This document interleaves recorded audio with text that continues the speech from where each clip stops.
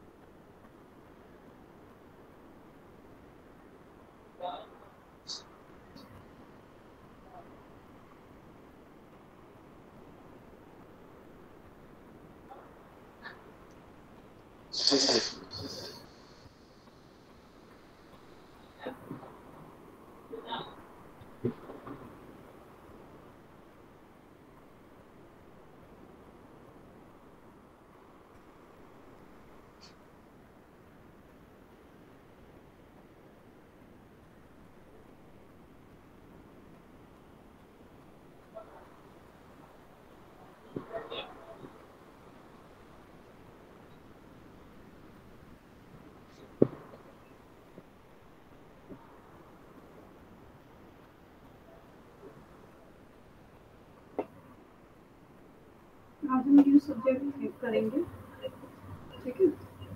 Okay ma'am. ये subject आपने read किया है ना? हाँ जी। ये है आपका ग्लोबल मिलिट्री अफेयर्स, ठीक है जी। Okay yes ma'am. इसमें आपका फर्स्ट यूनिट में रहेगा आपका फार्मास्यूटिकल इंडस्ट्री। कभी फार्मास्यूटिकल इंडस्ट्री में विजिट किया है? No ma'am. अच्छा, कभी मतलब चांस ऐसा नहीं मिला? नहीं। ओके ओके, चलो कोई नहीं, क्विक सी इंट्रोडक्शन दे देते हैं फार्मास्यूटिकल इंडस्ट्री की। फार्मास्यूटिकल इंडस्ट्री क्या है? एक लाइफलाइन है इंडियन हेल्थ के लिए, ठीक है।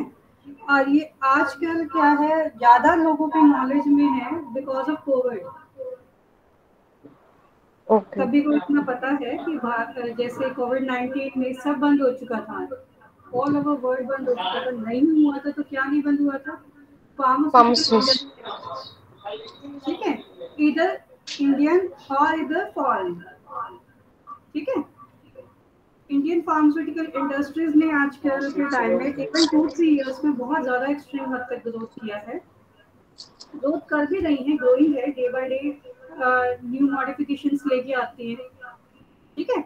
इस ग्लोबलाइजेशन वाले एरा में इंडियन फार्मास्यूटिकल इंडस्ट्री ने कहते हैं ना एक हाइट रीच की है, स्पेशली 2020 से लेकर right now.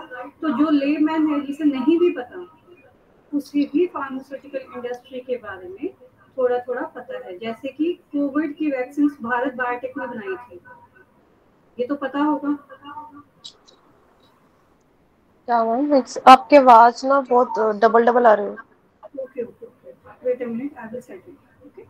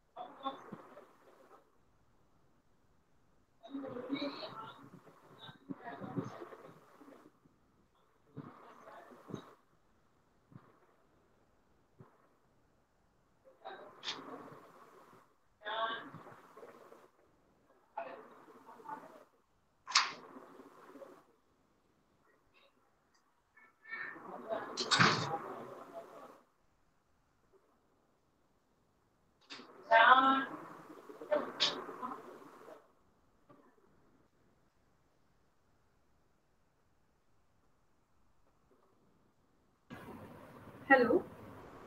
Yes, ma'am. Hello Disha, now it's okay for you? Yes, ma'am. Okay, हम कहाँ पे थे? Introduction. हाँ, किस चीज़ की इंट्रोडक्शन थी? Pharmaceutical industry. हाँ, इंडियन फार्मास्यूटिकल इंडस्ट्रीज ने नाउअडेज बहुत ज़्यादा अच्छी ग्रोथ की है, पहले से भी करते आ रहे हैं, अभी भी कर रहे हैं, ठीक है। और ये लोगों की नॉलेज में, जो लेमैन थे, जिन्हें जो फार्मा लाइन से नहीं भी थे, ठीक है, आप और मैं तो फार्मा टच में आ गए, ठीक Yes, है, ma'am. मैं भी आ चुकी हूँ, आप भी आ चुके हैं, इवन बहुत से लोग फार्मा से अवेयर हैं आज के टाइम में। तो ये 2020 से, जब से कोविड टाइम आया है, उससे ज़्यादा लोगों की नॉलेज में आया है, because Covid vaccine Bharat biotech ने बनाया था, Yes, ma'am. ठीक है। भारत बायोटेक ने बनाया था, और ये सबके नॉलेज में भी आया था, वो एक बहुत उन्होंने वाइड स्टेप उठाया था हेल्थ के लिए, हेल्थ सेक्टर के लिए, ठीक है, जिसकी कुछ एक्सपोर्ट भी हुई थी मेडिसिन, याद होगा, कुछ Yes, देखा ma'am. होगा एडवर्टाइजमेंट में, जिस इसको जनरली ना बुक के फॉर्म में मत लो, इसे जस्ट जैसे स्टोरी रीड करते हैं ना, उसे आप इस वे Yes. में लो, ठीक है। तो Okay, ma'am. ये जस्ट इंडियन फार्मास्यूटिकल इंडस्ट्रीज की, या फार्मास्यूटिकल इंडस्ट्रीज की मैं आपको जस्ट इंट्रो दे रही हूँ, ठीक है। इसमें मेन इनके रोल प्ले क्या हो जाते हैं, इसमें जो आप पढ़ोगे, एक तो ये कहाँ से ओरिजिन हुई है, ठीक है, एक इसकी हिस्ट्री क्या है, ठीक है, और दूसरा आप समझोगे कि liberalisation measures for Indian pharma industry क्या है, ठीक है। जो आप, और दूसरा आप देखोगे डिस्कस प्राइस कंट्रोल की, जो कई बार आप फार्मास्यूटिकल प्रोडक्ट होती है, कोई जेल ले लो, कोई भी टैबलेट का एक पत्ता ही ले लो, ठीक है, Hmm. जिसको स्ट्रैप वो बोलते हैं, ठीक है, उस पर आप देखोगे कि रेट लिखा होता है। कई बार हम भी जब कभी फार्मा लाइन से नहीं थे, या इन फ्यूचर, मतलब तो माइंड में आ जाता था, यार ये प्राइस कौन सेट करता है, ठीक है। तो वो इस बारे में इस चैप्टर में आप ये पढ़ेंगे, ठीक है। पेटेंट ड्रग कौन सी होती है, ठीक है। करंट स्टेटस इंडियन फार्मास्यूटिकल का कहाँ पे है, global Okay, ma'am. Scenario, Indian pharmaceutical कहाँ पे डेवलप है, कहाँ पे ग्रो कर रहे हैं, ठीक है जी। मोस्टली ना इंडियन फार्मास्यूटिकल है ना, आईपीआई इसकी शॉर्ट फॉर्म है, ठीक है, कोई आपसे Okay. बाहर भी पूछे तो ये आईपीआई है, ठीक है। ये आपका 9 बिलियन अराउंड जो ग्रोथ रेट है हमारा, वो हाँ जी. लास्ट 6 ईयर से इतना ग्रो हुआ है, ठीक है जी। Okay, इसकी ma'am. हाँ, तो क्या है, ये डे बाय डे ग्रो कर रहा है इंडियन शेयर्स में, ग्लोबल फार्मास्यूटिकल मार्केट में, ठीक है। तो इसको जस्ट आप कहते हैं ना, नॉर्मल समझो। आईपीआई क्या होता है, मैंने भी बताया है। IPAC Indian Pharmaceutical Industry. Very nice. तो ये एक रोल प्ले बहुत अच्छा, playing field for domestic pharmaceutical company है, ये बहुत अच्छा रोल प्ले कर रही हैं, फ्रॉम स्टार्टअप प्रोडक्ट पेटेंट से लेकर टिल जनवरी 2005 से लेकर नाउ अडेज में। इसमें क्या हो जाता है, जब कोई फार्मास्यूटिकल इंडस्ट्री है ना बढ़िया, हाँ आप जी. इसको या इस वे में समझना कि इसमें बहुत ही, कहते हैं ना, बहुत केयर से काम होता है, बहुत रूल रेगुलेशन से काम होता है। Hmm. इवन कि आप एंटर भी करेंगे ना, तो आप पर्सनल एक पॉइंट भी अपने साथ नहीं ले सकते हैं। जैसे डॉक्टर्स को देखा है ऑपरेशन थिएटर में, कई मूवीज में देखा होगा कि हाँ वो जी. अपना सब कुछ, वॉच हो गया, रिंग्स हो गया, ये सब निकाल के जाते हैं, ठीक हाँ है। जी. उसके रोल प्ले क्यों होता है, क्योंकि वो भी एक हेल्थ से डील कर रहे हैं, ठीक है, Hmm. ह्यूमन हेल्थ से डील कर रहे हैं, जो कि लाइफ सेविंग है, ठीक है। हम उस लाइफ को खतरे में नहीं डाल सकते, ठीक है। जब एक डॉक्टर, जो कि एक डॉक्टर प्रोफेशन में आ गया है, तो ये तो मेडिसिन बनाने वाली कंपनियां हैं, कि Hmm. कितना ज्यादा इंडस्ट्रीज, कितना ज्यादा अपने आप को सेफ लेकर चलती होंगी। तो क्या है, इंडियन फार्मास्यूटिकल इंडस्ट्रीज जो है ना, आजकल बहुत एक्सपोज में है, यूनिक अपॉर्चुनिटीज आ रही है, ये हर चीज को, रिस्क को अवेल करते हैं। जैसे कि कोविड वैक्सीन सबके बस की बात नहीं है, ठीक है, सबने नहीं बनाई है, लेकिन क्या है, इंडियन फार्मास्यूटिकल इंडस्ट्रीज ने ये भी रिस्क लिया है। इसमें सबसे पहला रोल प्ले पता क्या होता है, जब आप किसी फार्मास्यूटिकल इंडस्ट्री में एंटर करते हैं ना, तो आपने Yes, ma'am. एंटर कर दिया, उसके बाद क्या होता है, दो चेंज रूम्स होते हैं, एक मेल का होता है, एक फीमेल का होता है, Hmm. ठीक है। आप उसमें एंटर करके जितना भी आपने एक्स्ट्रा एक्सेसरीज पहनी है, वो आप रिमूव कर कर, तब आप अपने एरिया में मैन्युफैक्चरिंग अगर आप कर रहे हैं तो उसमें जाएंगे, अगर आप क्वालिटी सेक्शन से हैं तो आप उसमें जाएंगे, कई सारे सेक्शन होते हैं इसके लिए, ठीक है। Okay. इसमें एक तो होता है आपका R&D, ये जिसमें आपके पास ये बुक है जो हाँ मैं जी अभी मैम। स्टडी, हाँ आप उसी चीज को खोलना, ड्रग रेगुलेटरी अफेयर्स में जो इसमें है ना, this had led the domestic pharmaceutical company to pursue various strategies on yes the ma'am. Business. क्या होता है कि फार्मास्यूटिकल इंडस्ट्रीज भी एक बिजनेस है, ठीक है, हाँ जी। जिनकी अपनी कुछ स्ट्रेटजीज है, जो हमेशा ये चाहेंगे कि हमारी प्रोडक्ट्स जो है अच्छी बने, जिसके लिए वो हर पल रोल प्ले करती है, ठीक है।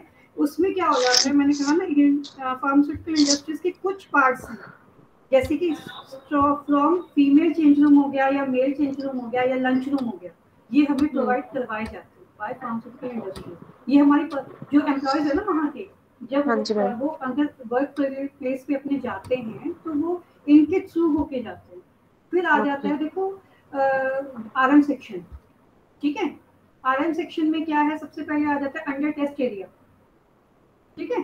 अंडर टेस्ट एरिया वो, और आपने ये वर्ड सुना होगा कोविड के टाइम, क्वारंटाइन, इसको यस मैम। क्वारंटाइन कर लिया, होम क्वारंटाइन कर लिया। एक्चुअली में वो क्वारंटाइन का मतलब पता है क्या होता है, under test, they okay. Are in processing, under test processing में है वो लोग, ठीक है। इससे समझना आपको ये चीज फॉर्मेट क्लियर होगा, आर एन क्वारंटाइन और अंडर टेस्ट सेम मतलब, ठीक है। लेकिन टेक्निकली प्रोफेशनली जब हम उस फील्ड में आ जाते हैं, हम ये वर्ड यूज करते हैं, अंडर टेस्ट नहीं यूज करते, वो हो जाता है ओके। लेमैन का वर्ड, कि वो टेस्ट प्रोसेसिंग में। तो क्या होता है, जब RM सेक्शन में आप जाते हो ना, हाँ देखते जी। हो, तो प्रॉपर आपने पूरा ये लगा लो कि बहुत अच्छे से कवर अप करके अपने आप को जा रहे हो, ठीक है। वहां पे एक अंडर टेस्ट एरिया है जहां से आप सैम्पलिंग करते हैं, ठीक है।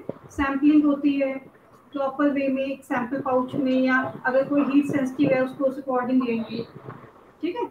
और फिर उसके बाद क्या हो जाता है, उनके ऊपर लेबलिंग होती है कि अगर कोई मानो क्वारंटाइन में है, यानी अंडर टेस्ट में है, टेस्टिंग प्रोसेसिंग में है, तो उस पर येलो कलर की स्लिप लगेगी, इट मीन्स कि वो आप बैच में नहीं ले सकते, ठीक है जी। ओके।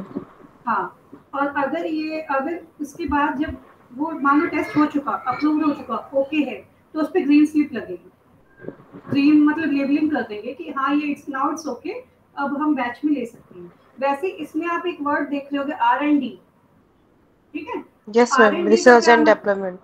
हाँ, ये जो भी रॉ मटेरियल्स होते हैं ना, उनकी हाँ। रिसर्च करना और उन्हें न्यू फॉर्म में डेवलप करना, दैट इज कॉल्ड R&D।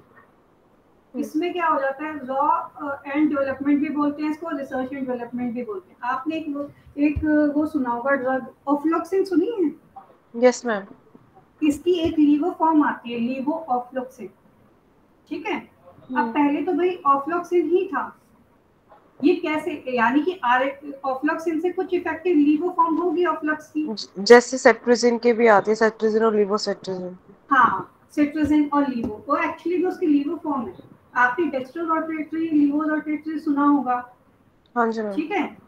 तो वो कैसे होता है, मान लो अगर बेटा एक चीज, एक ड्रग आपकी नई इफेक्ट इतना नहीं दे, आप उसको चेंज करके देखेंगे, रिसर्च करके कि आप इसको कैसे पब्लिक के अंदर लेके आए, ठीक है। तो इससे क्या होगा, ये एक स्ट्रेटेजीज होती है, अगर आप अच्छी प्रोडक्ट दोगे तो नेचुरल सी बात है, सेल होगी, सेल होगी तो क्या होगा, बिजनेस ग्रोथ होगी। तो there are some various strategies on the business. R&D जिसका पहला पार्ट होता है कि किसी भी रॉ मटेरियल को आप रिसर्च एंड डेवलप करके कैसे न्यू फॉर्मुलेशन में लेके आ सके कि वो लंबे समय तक काम कर सके, ठीक है। दूसरा इसमें पार्ट हो जाता है F&D। F&D कहीं सुना है word? F&D, food and drug वो वाला। No, no, formulation and development, अच्छा। That is formulation. कॉल्ड कि जैसे मानो आपने रिसर्च डेवलपमेंट में और ऑफ्लक्स को लीवो ऑफ्लक्सिन बना दिया, अब भाई हाँ उसके जी। टैबलेट भी तो पंच करोगे, या सेवो सिरप फॉर्म में भी तो दोगे उसको, हम्म। ठीक है। और वो फिर आपका सेल हो जाएगा, और मार्केट में उसका बहुत अच्छा रिस्पॉन्स आया, तो वो क्या हुआ कि R&D का काम करने के बाद वो एक बहुत अच्छी स्ट्रेटेजीज के साथ बिजनेस को ग्रोथ किया, ठीक है। समझ रहे मेरी ठीक। बात? Yes ma'am.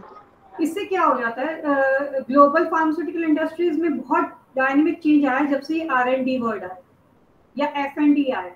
F&D का मतलब है कि मानो कि फॉर्मुलेशन में एक नई डेवलपमेंट करना, जैसे आपको मैंने बताया ना DSR, लास्ट हमने फार्मास्यूटिक्स के लेक्चर में किया था, यस मैम। DSR, यानी कि वो भी एक तरीके से फॉर्मुलेशन को डेवलप करना हुआ ना, कि हम एक पॉलीमर में एक ड्रग को एनकैप्सुलेट कर दें, नहीं भी तो कर सकते हैं, हम इसलिए कर रहे हैं कि ताकि वो जब मार्केट में जाए तो बहुत अच्छी फार्मास्यूटिकल और थेरेपेटिक एक्शन दे बॉडी में, और जब वो अच्छा एक्शन देगा तो भाई बिजनेस की ग्रोथ होगी, लोग उसको एक्सेप्ट करेंगे, है ना।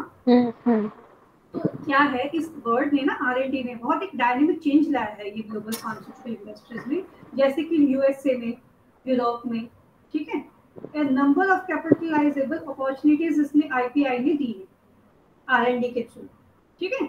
बहुत से जिसमें कि ये हो जाता है कि some of the major concern have faced the global pharmaceutical industries में, बस फर्क कितना है, देखो जब R&D होगा तो कॉस्ट तो लगेगा, ठीक है ना। साइंटिस्ट रखे जाएंगे, जो मशीनरीज रखी जाएंगी, उन पे काम होगा तो क्या होगा, अब सपोज कोई रॉ मटेरियल है आपका, टेक्सोलिमस सुना होगा वर्ड, कहीं सुना है कहीं देखी है, ट्यूब देखी होगी, वो एक जो टेक्सोलिमस है वो एक 500 ग्राम के पाउच में आता है, 500 ग्राम के पाउच में आता है वो, और बहुत कॉस्टली होता है, ठीक है।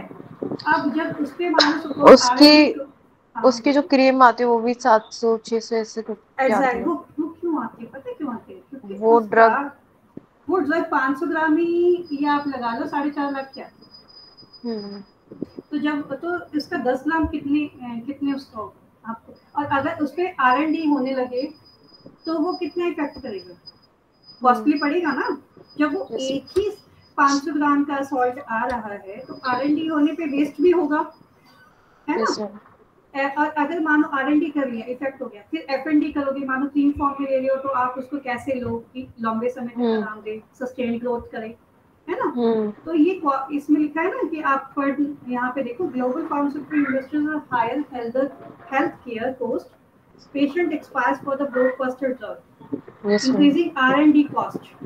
स्पेशली इसमें बताया गया कि अगर R&D पे काम होगा तो कॉस्टिंग होगी।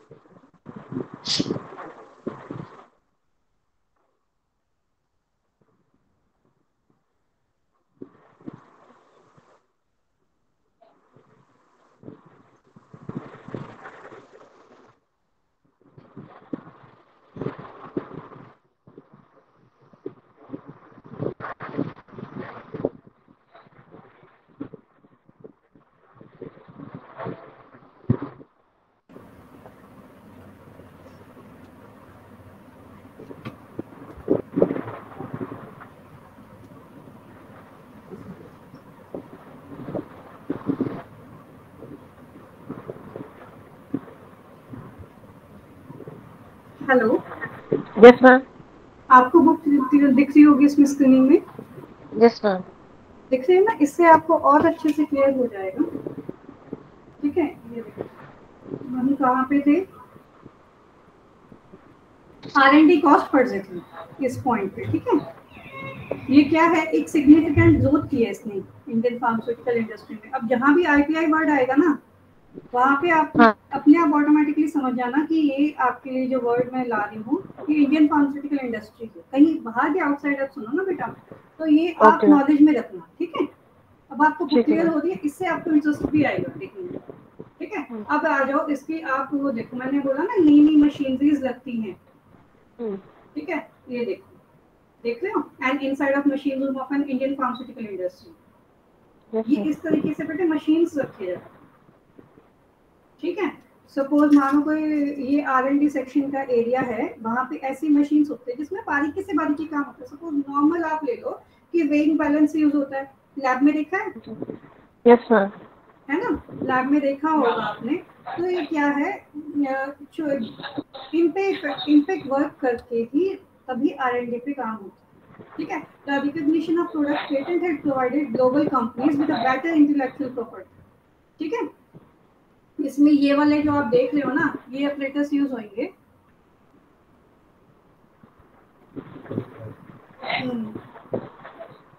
जैसे अलग अलग, मानो कोई टैबलेट बनाकर डिसोल्यूशन रेट देखा जाता है, डिसइंटीग्रेशन रेट देखा जाता है, ठीक है। बट इंडियन फार्मास्यूटिकल इंडस्ट्री भी अपने आप में भी उनको क्रॉस चेक करती है इससे पहले कि वो मेडिसिन मार्केट में हो, ठीक है। अब आप पढ़ोगे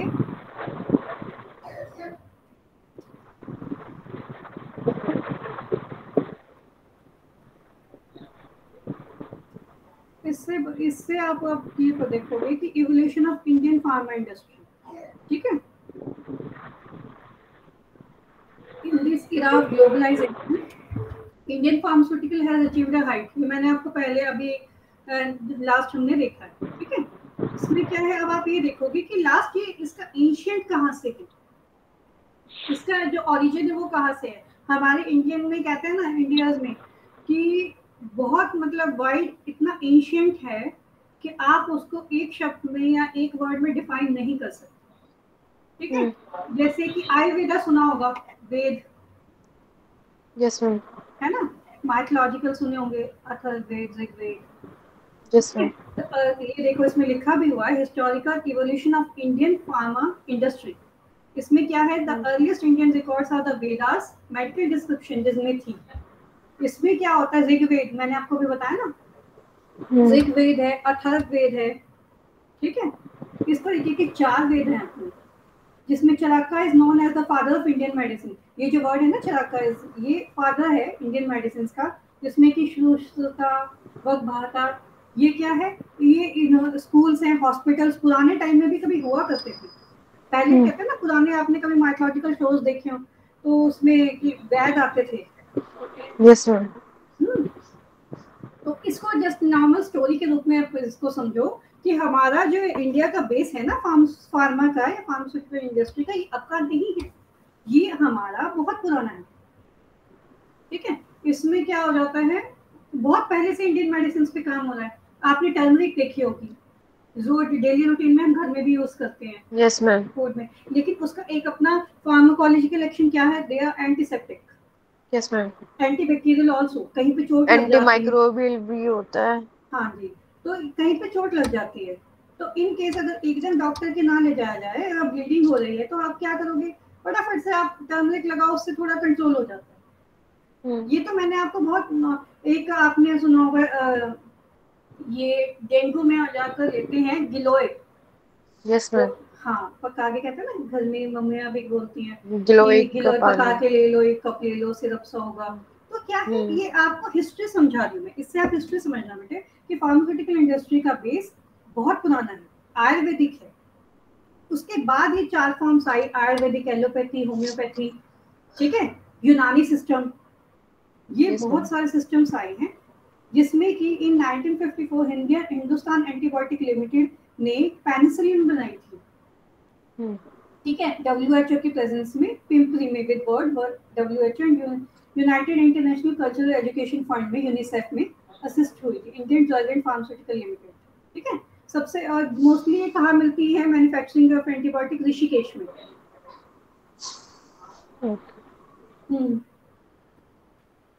are you getting my point, समझ आ गया यस आपको। मैम। हाँ, यस मैम। अब हम पढ़ेंगे इसमें की फॉर्म्स, कि इंस्टीट्यूट में क्या क्या स्टेप्स लिए गए थे। फर्स्ट है इसमें लिबरलाइजेशन मेजर्स। लिबरलाइजेशन मेजर्स में क्या आ जाता है कि इसमें स्ट्रॉन्ग लिंकिंग देखी जाती है ग्लोबल इकोनॉमी में, ठीक है, कि हम ऐसे ढंग से काम करें कि हमारी ग्लोबल इकोनॉमी भी राइज करे, ठीक है। ओके। हाँ, इसमें क्या है, इंडस्ट्रियल लाइसेंसिंग, जो हमारे, ये तो आपने सुन लिया फार्मास्यूटिकल इंडस्ट्रीज हैं, पर इनको चलाने वाले कुछ रूल रेगुलेशंस भी तो हैं। अगर रूल्स हाँ नहीं जी। होंगे, नियम कानून नहीं होंगे, तो कोई भी लापरवाही कर सकता है, ठीक है। अगर सपोज आप ये लगा लो कि आप ट्रैफिक लाइट, ट्रैफिक पुलिस वाले नहीं खड़े होते या कैमरेज नहीं लगे होते, तो हम रेड लाइट क्रॉस कर जाते हैं, सिंपल एग्जांपल है, कर जाते हैं ना। यस। अगर वहां पे कोई कैमरेज लगे हो या कोई हायर अथॉरिटी खड़े हो, तो क्या आप क्रॉस करोगे? नहीं। एग्जैक्टली इसमें भी क्या है, फार्मास्यूटिकल इंडस्ट्रीज तो बन गई, अब क्या है उनके लिए कुछ मेजर्स भी बनाए गए ताकि वो भी थोड़ा टाइट हो जाए। ठीक है, इसमें सबसे पहले आ जाता है इंडस्ट्रियल का लाइसेंस प्रोवाइड करना कि वो मैन्युफैक्चर कर सके हर ड्रग को, फार्मास्यूटिकल को। ठीक है, माइन लाइसेंस नहीं होगा तो वो बना नहीं सकती, ये भी एक रूल हो। ठीक है, और दूसरा क्या है, पब्लिक सेक्टर में आप ड्रग को कैसे लेके आएंगे, वो रिजर्वेशन ऑफ ड्रग और manufacture by the public sector के लिए आप इसे बनाएंगे। ठीक है, दूसरा क्या है, फॉरेन इन्वेस्टमेंट आप कितनी परसेंट कर सकते हो फार्मा सेक्टर में, या कितने नॉर्म्स का मतलब समझते हो, कहीं सुना होगा एज पर नॉर्म्स, रूल्स जो होते हैं उन एग्जैक्टली उनकी अभी तक हाँ जी हाँ जी बोलो। जो उनके रूल रेगुलेशंस जो फॉर्मूलरी होते हैं उसमें लिखा होता है नॉर्म्स अकॉर्डिंग टू नॉर्म्स। हाँ, उस इसके नॉर्म्स, उसका नॉर्म्स का मतलब पता है, इस नियम अनुसार हम ये काम करेंगे। तो बेटा पता क्या होता है, हर जगह पे अगर नियम नहीं होंगे तो सिस्टम नहीं बनेगा, उसीलिए लिबरलाइजेशन मेजर्स बनाए गए। ठीक है, जिसमें कि ये रूल है कि अगर एक्सपोर्ट हो रही है कोई मेडिसिन तो कितने परसेंट पे जाएगी, नहीं हो रही है तो कितने परसेंट पे जाएगी। ठीक है, ओके फार्मा सेक्टर में लिखा है ना, these norms are further relax to allow foreign investment, कि आप यस कितनी इन्वेस्टमेंट कर सकते हैं। उसके बाद आ जाओ आप फार्मास्यूटिकल इंडस्ट्री में कि कितना एल्यूमिनेट और रिड्यूस्ड फॉर्म कितनी रहेगी। ठीक है, अब आ जाओ प्राइस कंट्रोल पे। मेरे साथ साथ कभी जब जैसे मेरा लेक्चर खत्म होगा, आप ये यस गूगल पे डाल के देखना, DPCO, drug price control order, ये क्या ओके है। हाँ, ये एक ऐसी ऑर्गेनाइजेशन है जिसने कुछ नियम कानून बनाए हैं कि आरएम के रेट, रॉ मटेरियल कहते हैं आरएम। ठीक है, अगर मैं आरएम बोल रही हूँ तो ऑटोमेटिकली समझ रहा हूँ ना मैम क्या बोल रही हूँ। रॉ मटेरियल हाँ, रॉ मटेरियल बोलते हैं, और एफजी बोलते हैं फिनिश्ड गुड्स को।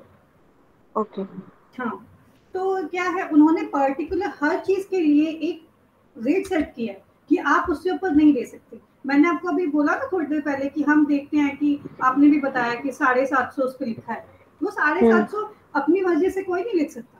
वो क्या है, हमारी जो डीपीसीओ है ना, ड्रग प्राइस कंट्रोल ऑर्डर, ये सेट यस करते हैं। और अभी ये रिसेंटली भी सारे मेडिसिन के रेट चेंज हुए हैं। हाँ सब रिसेंटली सब हुए ब्रांड्स हैं। को बोला है कि सब एक जैसा ही एमआरपी रखें। हाँ, अभी हुआ है, जैन में हुआ है वो, हाँ जनवरी के राउंड हुआ है, क्योंकि कोई भी स्टेप होते हैं ना, वो न्यू ईयर के टाइम होंगे या फिर मोस्टली अप्रैल के टाइम। ठीक है, यस जो क्योंकि न्यू ईयर स्टार्ट होता है हाँ, तो उसमें वो सारे जो ड्रग्स हैं उनकी किसी के रेट इंक्रीज हुए किसी के कम हुए हैं। वो पता क्या है, इसीलिए हुए हैं। ठीक है, तो एक रूल रेगुलेशंस नहीं होंगे तो कोई भी अपनी, अगर मानो मैं ही कोई प्रोडक्ट को बना रही हूँ तो मैं सोचूंगी यार मैं तो 1.5 करोड़ कमा रहा हूँ, सिंपल सी हम्म बात है। आप होगे, आप भी ये सोचोगे जितना से जितना बेनिफिट मैं उठा दूँ। लेकिन क्या है, कुछ ये ऑर्गेनाइजेशन जो होती है ना हमारे ऊपर बैठी होती है, ये यस इसीलिए मैम बैठे होते हैं ताकि हम कोई रूल ब्रेक ना करें। ठीक है, ये जो डीपीसी हो क्लियर हो रहा होगा आपको। ठीक है, अगर यस मैम मैं थोड़ा फास्ट जा रही हूँ तो बता देना कि मैं स्लो हो जाऊंगी, अगर स्लो हो, बहुत ही नो स्लो हूँ तो नो कह देना। मैम मेरे को अच्छे से समझ में आ रहा है। ठीक है, तो ये डीपीसीओ जो है हमारी लास्ट 1979 में इन्होंने रूल्स बनाए थे, फिर 1987, 1995, और bringing on the number of drugs under price and control. ठीक है, समय समय पे ये अपने चेंजेस करती रहती है। ठीक है, ये जरूरी भी होता है। उसके बाद आपने ये टर्म देख लोगे NPPA, ये क्या यस मैम होती है, ये भी प्राइस कंट्रोल की ही ऑर्गेनाइजेशन, अथॉरिटी है इनके पास कि ये भी प्राइस कंट्रोल करते हैं। The government price control mechanism has become almost redundant. ठीक है, as the market prices, market में प्राइस ही वो उतरेगा जो इन्होंने सेट किया होगा। और एक ये वर्ड है आपका, ये कुछ ना बेटे फुल फॉर्म्स हो जाते हैं, कई बार क्या हो जाता है, ये फुल फॉर्म्स पूछ ली जाती है, तो ये अपने थोड़े माइंड में सेट रखना। जैसे G8, असाइनमेंट में भी यही पूछा गया है स्कूल फॉर्म से। हाँ, ये फुल फॉर्म्स बेटे काम आ जाते हैं, नॉर्मल भी इनको एक प्रेशर से नहीं सीखनी है। जैसे GAAT है, यानी जनरल एग्रीमेंट ऑन। ठीक है, ये इस तरीके की फुल फॉर्म्स हैं, जैसे WHO हो गई, ये तो नॉर्मल WHO सभी को पता है।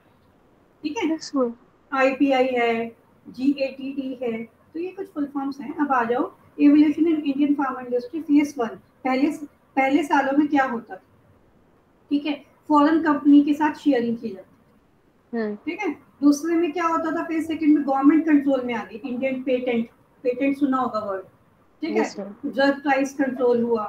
ठीक है, फिर तीसरा है 1990 में फेज थर्ड डेवलपमेंट फेज, जिसमें कि प्रोसेस डेवलपमेंट जो कहते हैं ना R&D एफएनडी, धीरे धीरे क्या हुआ, ये तो रूल रेगुलेशन तो सेट हो गए, अब भाई रूल रेगुलेशन होने के बाद ऐसा ना हो कि लोग बनाने में ही लापरवाही कर रहे हैं, तो उस हिसाब से प्रोसेस डेवलपमेंट हो गई, प्रोडक्शन इंफ्रास्ट्रक्चर क्रिएशन हो गया, इन पे काम किया गया, ठीक है। फिर फेज फोर 2000 में क्या किया, rapid expansion of domestic market, domestic market को डोमेस्टिक मार्केट में एक्सपेंशन की गई, इंटरनेशनल मार्केट तक पहुंचा गया, रिसर्च ओरिएंटेशन, ठीक है।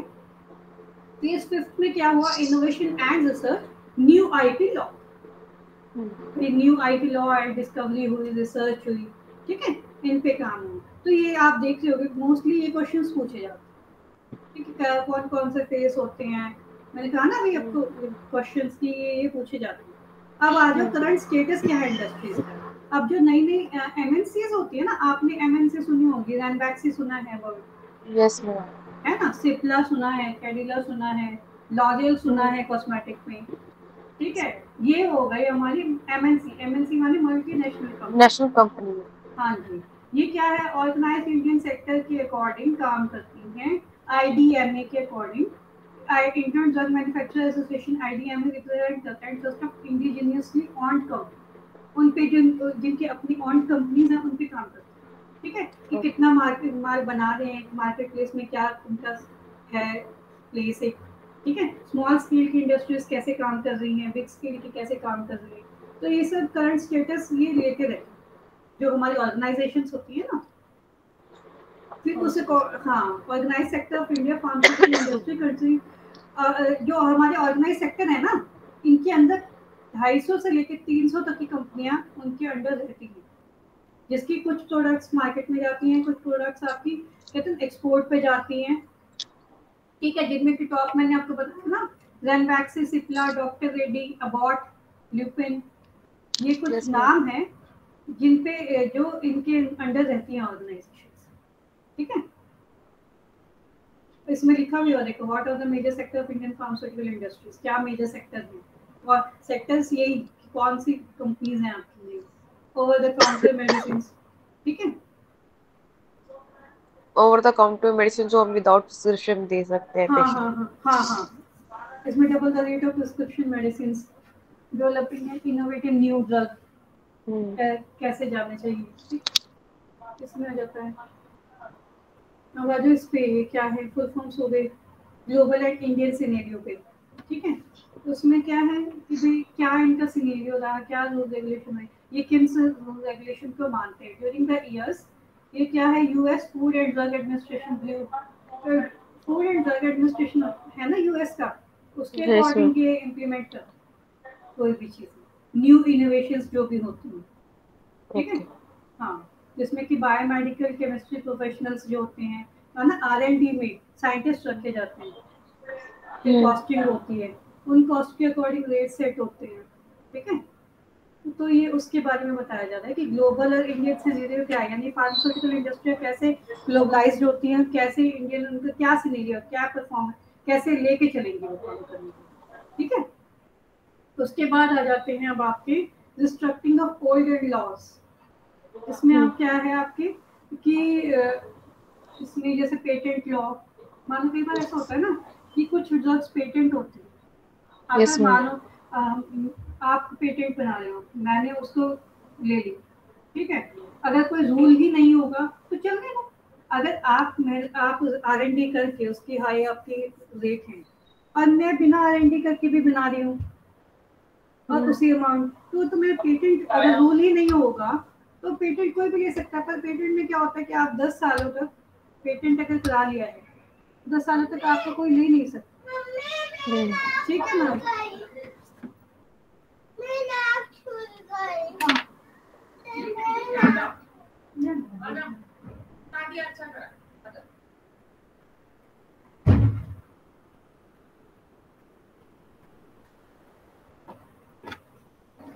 तो क्या है ये आपका कि कैसे पेटेंट लॉज क्या है, रूल रेगुलेशंस क्या है, मेनली आप इसमें ना फार्मास्यूटिकल इंडस्ट्रीज की ग्रोथ के बारे में पढ़ेंगे और क्या रूल रेगुलेशंस है उसके बारे में, ठीक है ना। कि पेटेंट जैसे होता है ना कि अगर कोई किसी का पेटेंट ले लेता है तो उसके ऊपर हाँ जी। ऑफेंस है, ठीक है। Yes ma'am. हाँ पेटेंट करा लिया है तो 10 सालों बाद आप ले सकते हो, वरना नहीं ले सकते क्योंकि उसकी पेटेंट की लिमिट 10 से 15 साल होती पेटेंट खत्म होने के बाद ही मेडिसिन है। वो हाँ जेनरिक में आती है। जेनरिक उससे पहले नहीं। तो हम्म। यही इसके बारे में बताया गया reconstruction of both the 1970 patent law Indian drug cosmetic act के अकॉर्डिंग। क्योंकि ये जो रूल्स होते हैं ना ड्रग कॉस्मेटिक एक्ट की 2 बुक्स होती है आजकल, ये अभी रिन्यू हुई है, ठीक है, 2022 में। ओके।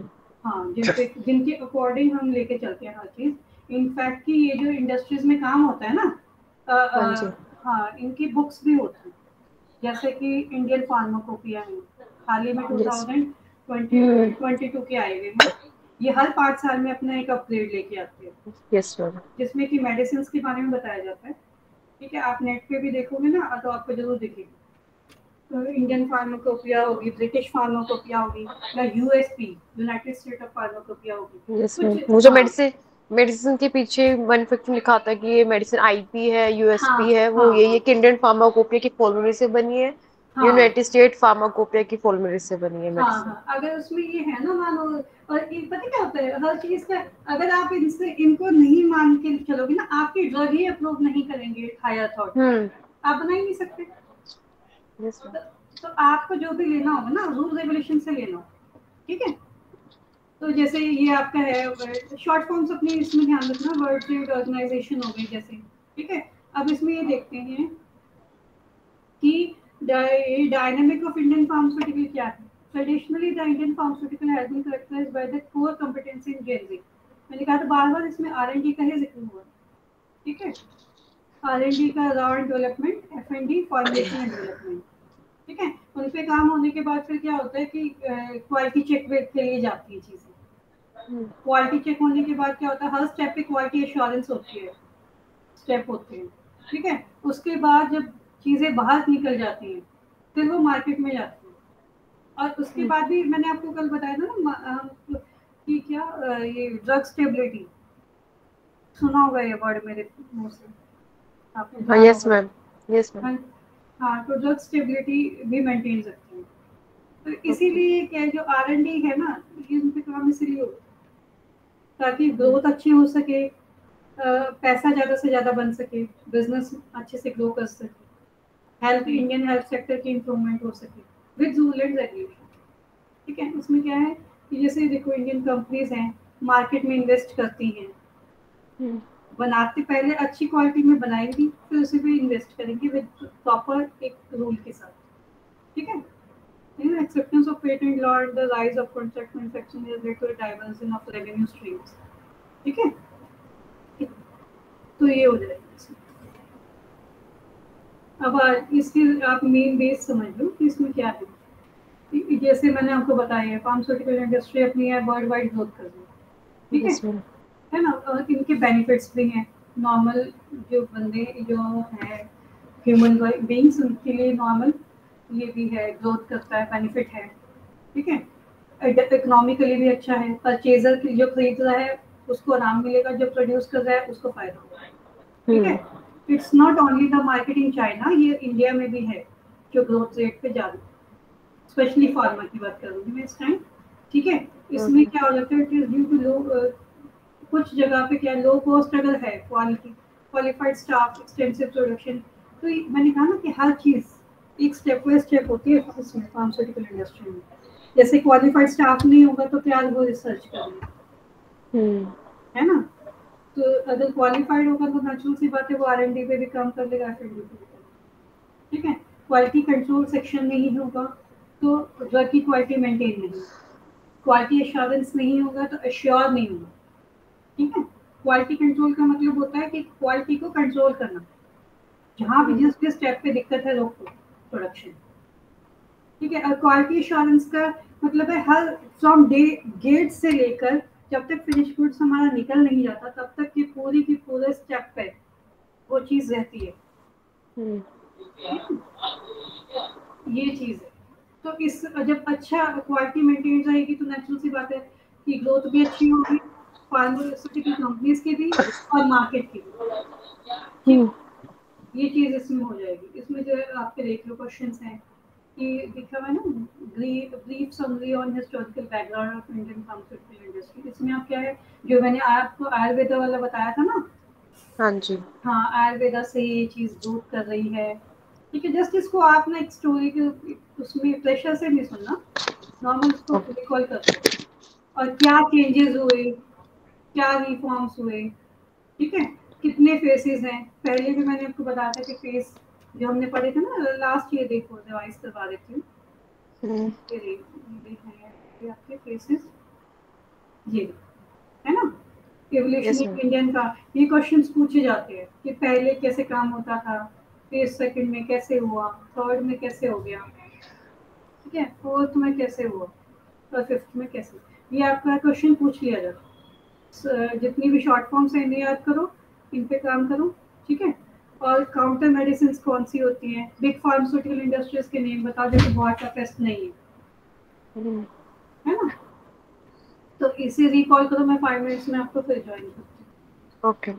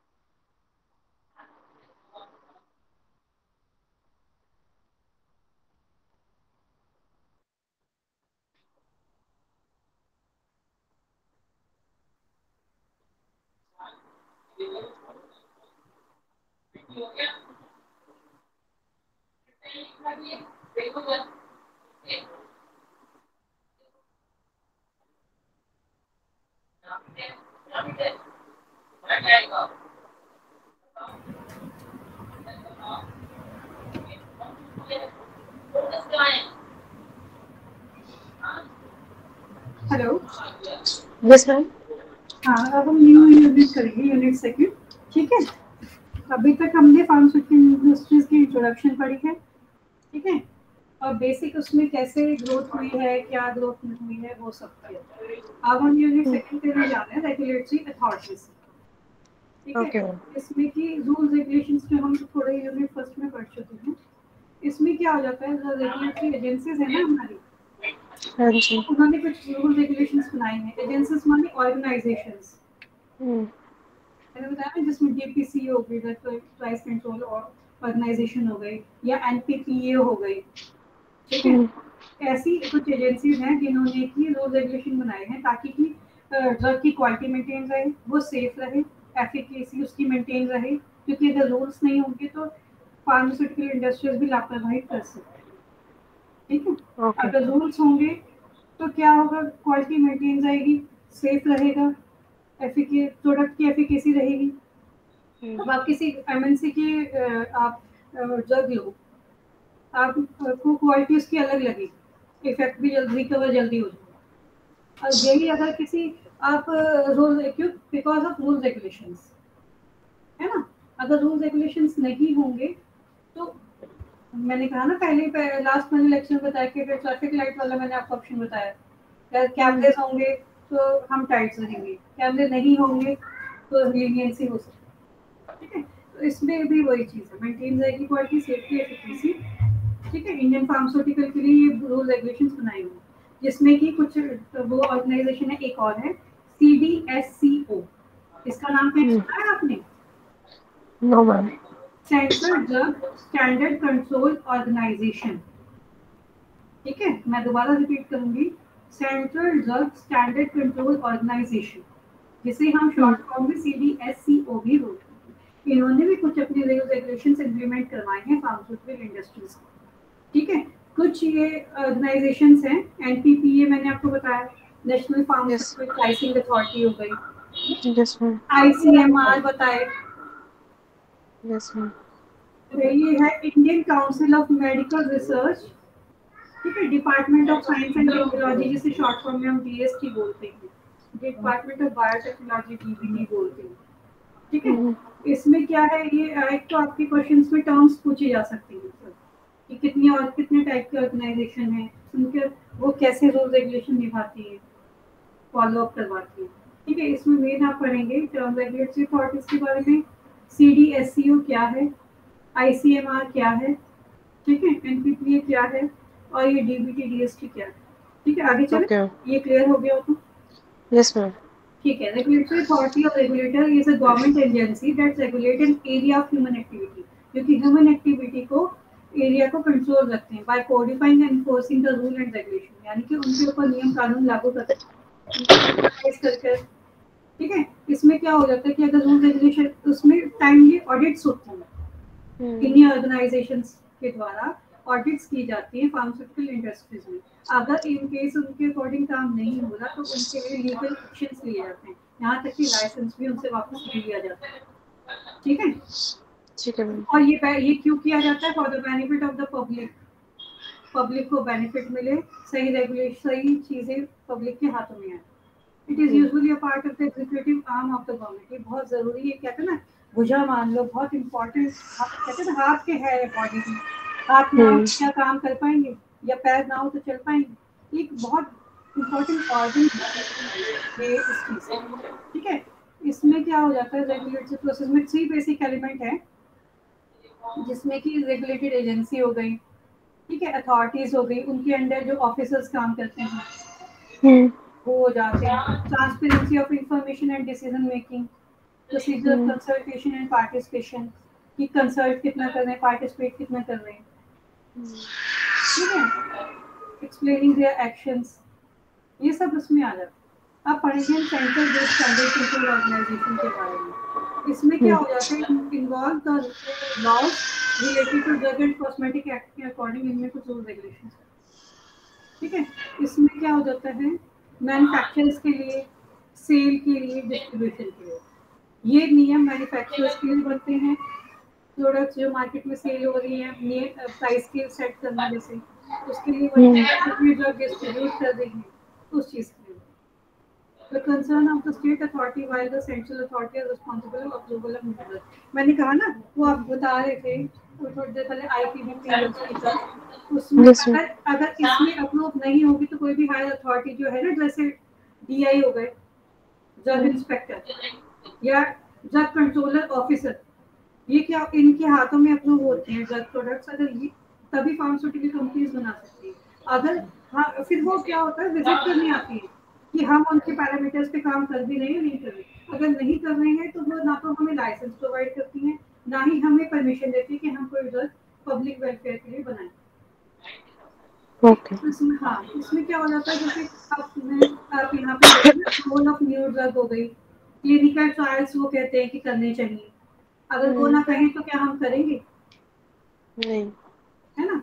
स्टैंडर्ड ऑफ ड्रग्स हो गए, पूरा क्वालिटी, इंपोर्ट करने के लिए क्वालिटी कैसे होनी चाहिए, ऐसा ना हो कि इंपोर्ट हो रहा है रास्ते में सामान गिर गया, तो क्या वो मेडिसिन ईटेबल होंगी, नहीं। है ना। कोऑर्डिनेशन ऑफ एक्टिविटी को स्टेट ड्रग कंट्रोल ऑर्गेनाइजेशन उनको देखती है, एक्सपर्ट भेजती हैं ऑडिट्स लेने के लिए। साल में एक बार फार्मास्यूटिकल इंडस्ट्री में ऑडिट होती है, और अगर उन्हें ये लगता है कि उनके अकॉर्डिंग काम हो ही नहीं रहा है तो साल में 2-3 बार भी हो जाता है। ठीक है, ओके। जिसमें कि drug controller general of India है responsible for approval of license, वही फार्मास्यूटिकल कंपनी को लाइसेंस देती है। ठीक है, जिनमें कुछ जोनल ऑफिसर्स आ जाते हैं CDSCO के। ईस्ट जोन में जैसे इनका है, अलग अलग एरियाज में इनके ऑफिस होते हैं, जहाँ पे इनके ऑफिसर्स बैठे होते हैं। जैसे ईस्ट जोन हो गया, उसमें अंडमान निकोबार आइलैंड हो गए, अरुणाचल प्रदेश हो गया, असम हो गया, बिहार हो गया, झारखंड हो गया। ठीक है, वेस्ट जोन हो गया, उसमें छत्तीसगढ़, गोवा, दमन हो गया। इट्स है ना। नॉर्थ की ओर में अपने हरियाणा, हिमाचल प्रदेश, हिमाचल में तो वाइड वाइड है, तो ये लगा लो आपकी बहुत हाई अमाउंट में फार्मास्यूटिकल प्लांट्स हैं। उत्तराखंड में, उत्तरांचल भी बोलते हैं जिसको, उत्तराखंड में बहुत है, रुड़की, हरिद्वार हो गए, और जितने जितना ऊपर चले जाएंगे उतनी ही ऊपर फार्मास्यूटिकल कंपनीज आपको मिलेंगी, क्योंकि कोल्ड प्लेस चाहिए होता है, ठीक है। और जो प्लेन एरियाज है उनमें कोल्ड, उनमें टेम्परेचर मेंटेन किया जाता है, ठीक है। साउथ जोन हो गया, आंध्र प्रदेश, कर्नाटक, केरला, पौंडीचेरी, तमिल, इन जोन्स में कंपनी होती है, इन जोन्स में आपके सीडीएस सीओ के मेंबर्स के ऑफिसर्स, ठीक है। अब आ जाओ नेशनल फार्मास्यूटिकल प्राइसिंग अथॉरिटी, जो आपने पहले भी यूनिट में पढ़ा था, एनपीपीए।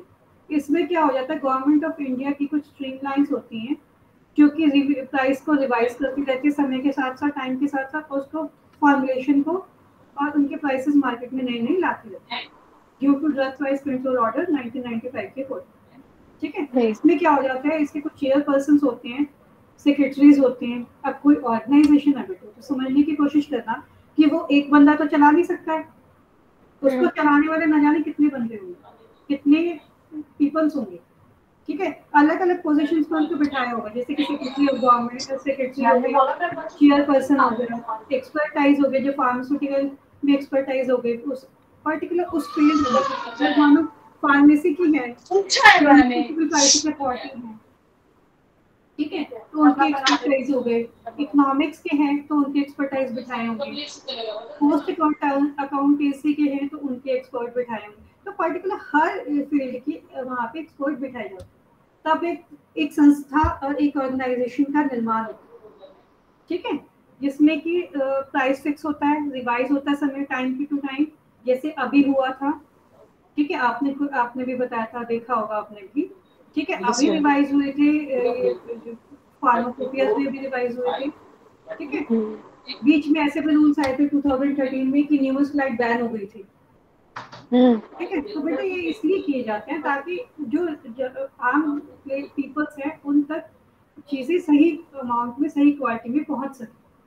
अगर वो रूल्स टाइट नहीं रखेंगे तो लीनियंसी से खराब चीजें हो सकती हैं। अब आ जाते हैं सेंट्रल गवर्नमेंट पे। सेंट्रल गवर्नमेंट अगर कोई ऐसा है कि बिल्कुल ही कोई चीज नहीं मानती, सेंट्रल गवर्नमेंट उसमें एक्शन प्लीज, ठीक है।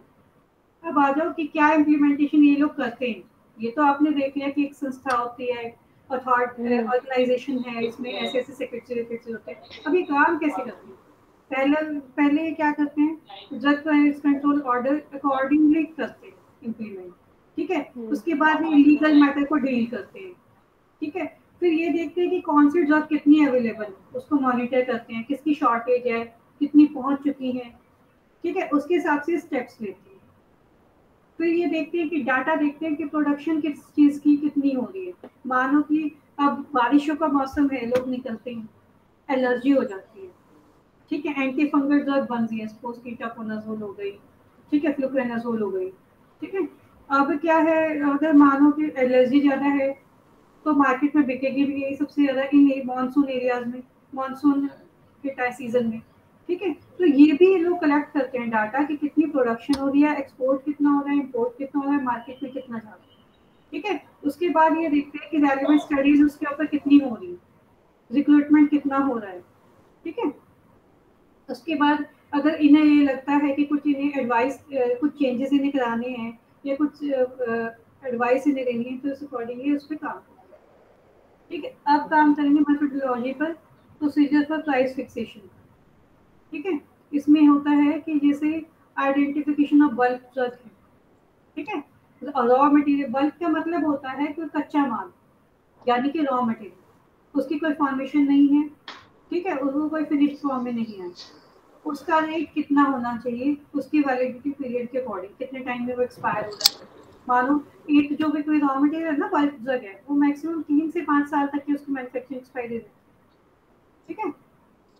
तो उसके अकॉर्डिंग उसका रेट कितना होना चाहिए। डाटा कलेक्शन डीपीसीओ करता है, कितना डाटा कलेक्शन का इनका काम होता है, एक्चुअल कॉस्ट को प्रिपेयर करने का काम होता है, टेक्निकल पैरामीटर्स को इनको प्रिपेयर करने का काम हो जाता है। इसकी टेक्निकल पैरामीटर्स में क्या आ जाता है, डाटा सबमिट करना, कलेक्ट करना, वेरीफाइड प्लांट विजिट करना, ठीक है, प्लांट की कैपेसिटी देखना कि उसमें कितने वर्किंग डेज में कितने कैसे ऑपरेट हो रहा है काम, ठीक है।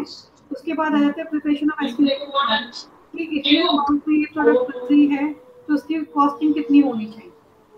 ठीक है, कितना लागत लग रही है, कितने में बन रहा है, मार्केट से कैसे आ रहा है। Calculation of fair prices of bulk drug, bulk drug का इतना प्राइस है तो फिनिश्ड का कितना होना चाहिए।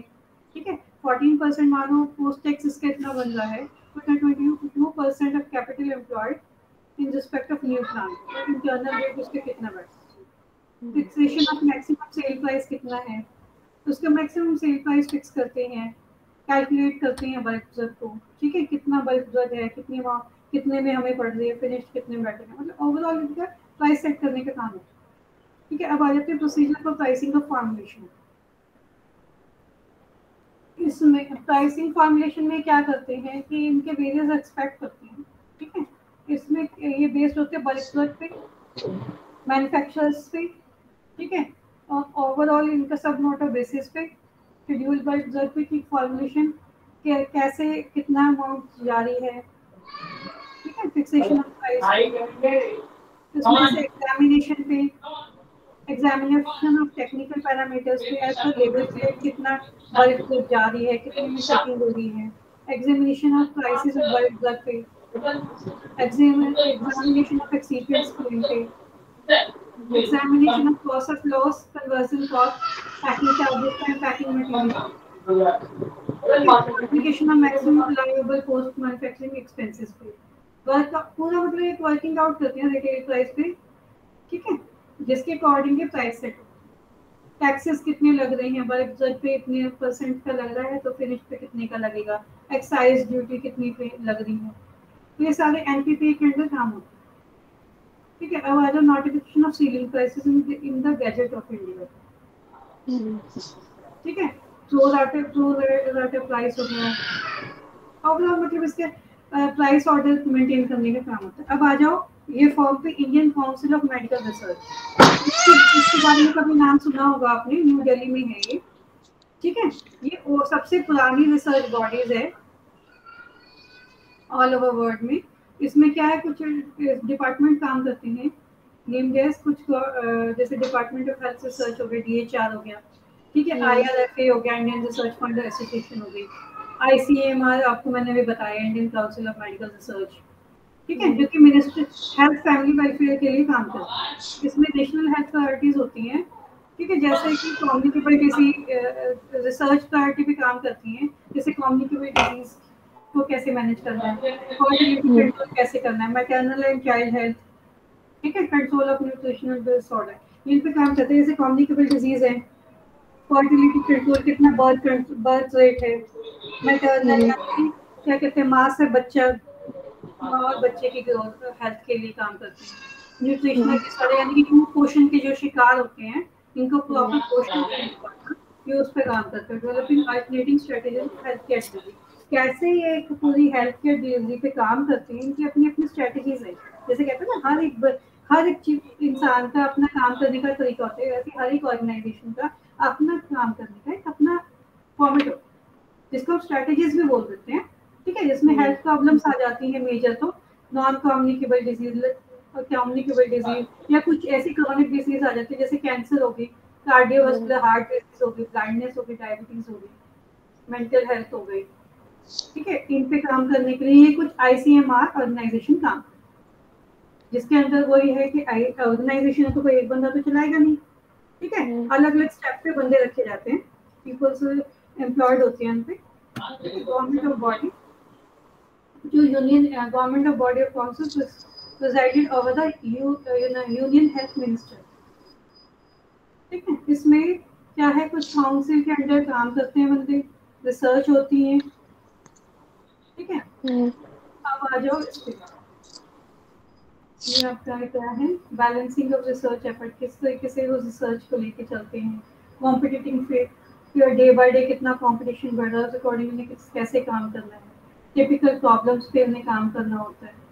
इन्फेक्शियस डिजीज अगर फैल गई, जैसे कोविड ही बहुत फैल गया था, एक से दूसरे पे, दूसरे से तीसरे पे, तो आपने भी देखा होगा कैसे आईएमए, इंडियन मेडिकल एसोसिएशन या वर्ल्ड हेल्थ ऑर्गेनाइजेशन ने एक्ट किया, रूल रेगुलेशन टाइट कर दिए, जाना आना बंद कर दिया, किया ना उन्होंने, यस मैम।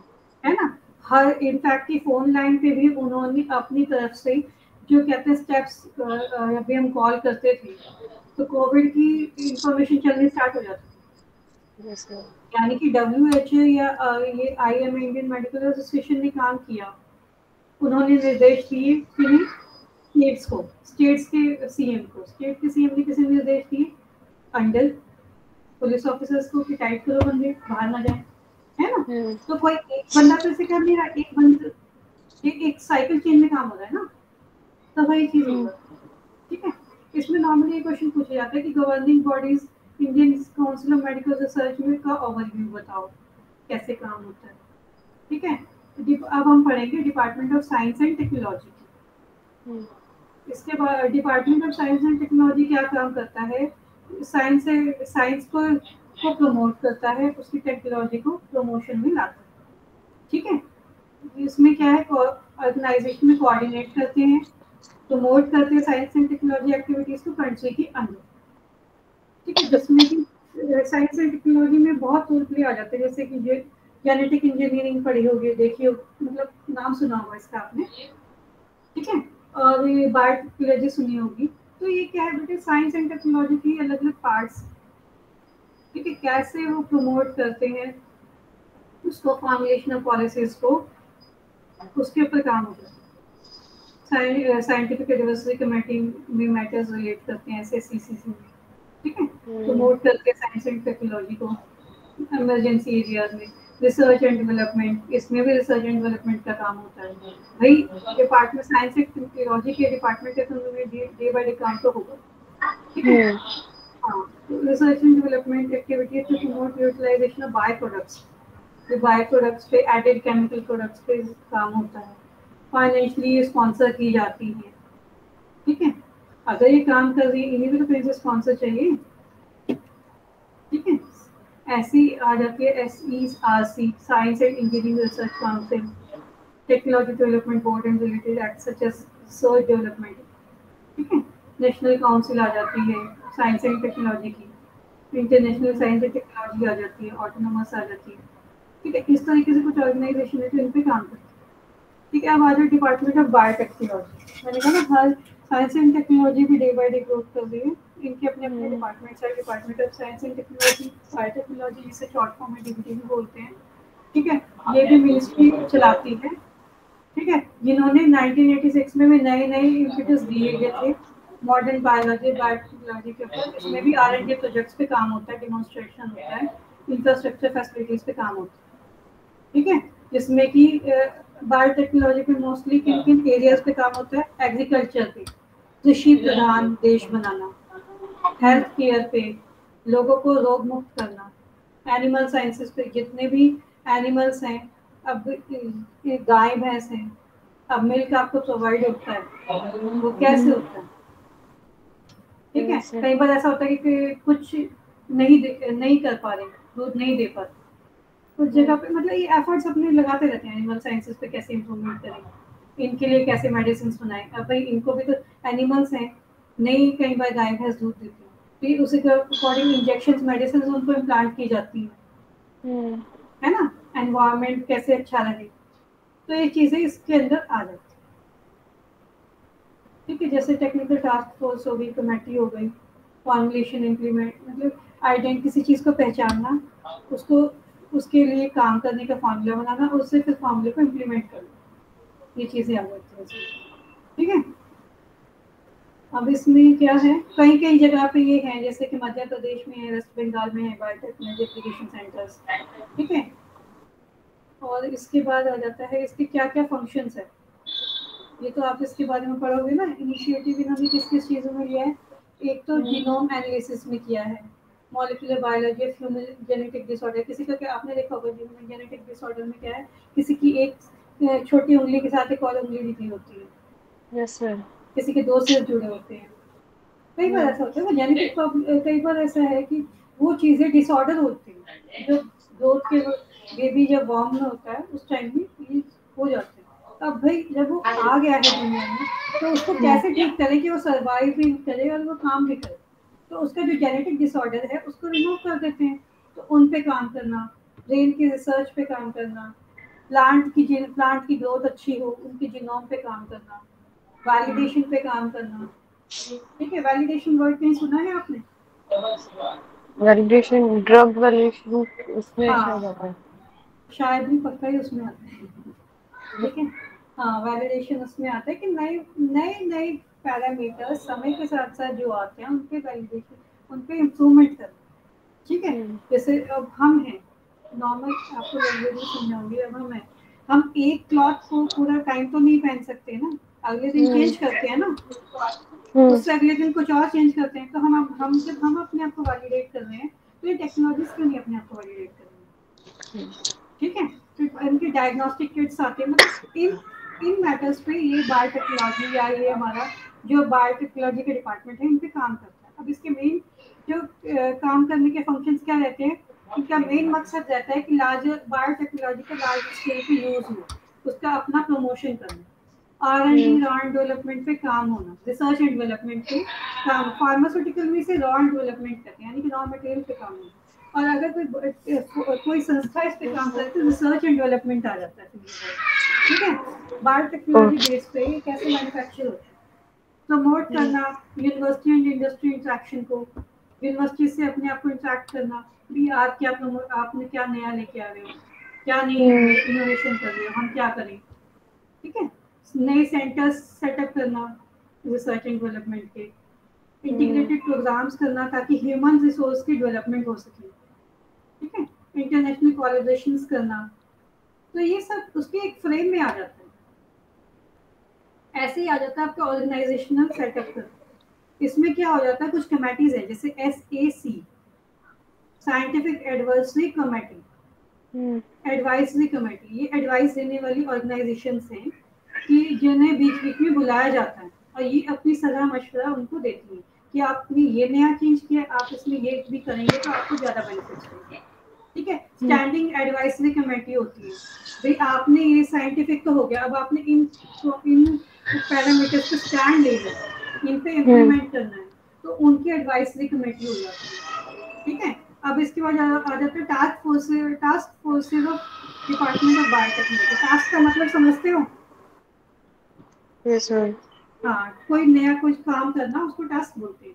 ठीक है, ऐसे DBT के भी अपने कुछ टास्क है, तो उसने कुछ नोबल पॉइंट्स बना लिए कि हमने इन पे काम करना है। उसने काम कैसे करना है कि नई इन्वायरमेंट लाना, नए साइंटिस्टों को अपॉइंट करना, उन्हें अगर अलग अलग कंट्रीज से भी लाने, उन्हें ले आए, एडवाइस करना कि आपने कैसे काम करना है, फाइनेंशियली उन्हें सपोर्ट करना, क्योंकि पैसा नहीं होगा तो वो बेचारे कैसे काम करेंगे।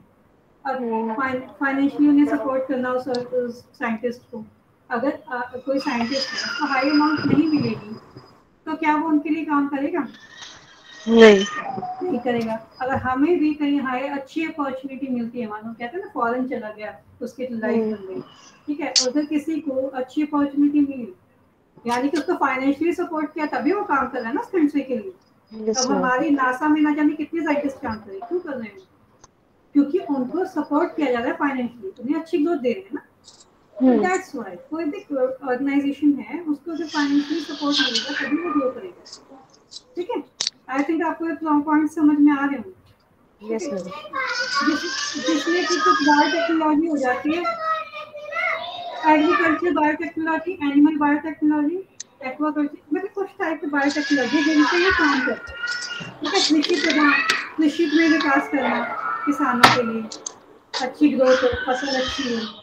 एनिमल बायोटेक्नोलॉजी, एनिमल्स में कोई म्यूटेंट, उनमें प्रॉब्लम आ रही है तो उनको ठीक करना। मैराइन बायोटेक्नोलॉजी, यानी कि फिशेज में, कहते हैं ना मत्स्य पालन, फिशेज को मत्स्य भी बोलते हैं एक लैंग्वेज में। Yes ma'am. ठीक है, मत्स्य पालन में उनमें कहीं कुछ प्रॉब्लम आ रही है, कहते हैं ना कई बार समुद्र में इन्फेक्शन, अगर मछलियां मरने लगी। ठीक है, तो हम कैसे एक्वाकल्चर को इम्प्रूव करें जो हमारी फिशेज की, एक्वेटिक एनिमल्स की भी अच्छे से केयर हो सके। बेसिक रिसर्च किसी चीज में होना, मॉडर्न बायोलॉजी में। बायोडाइवर्सिटी, यानी कि बायोलॉजिकल में जो डाइवर्सिटी है उसके लिए। ठीक है, फर्टिलाइजर्स, हमारे बायो फर्टिलाइजर्स कैसे इम्प्रूव कर सके कि वो अच्छे से ग्रोथ कर सके क्रॉप में। ठीक है, बायो पेस्टिसाइड्स हो गए क्रॉप मैनेजमेंट के लिए, बायोटेक प्रोडक्ट हो गई, प्रोग्राम्स हो गए SC ST के, रूरल पॉपुलेशन के। Biotechnology program for women's, food and nutrition security हो गई, जैसे human genetic and genome analysis हो गए, कि किसी में मैंने पहले भी आपको बताया अभी कि किसी में जेनेटिक प्रॉब्लम है तो उसको कैसे ठीक करना, ठीक है।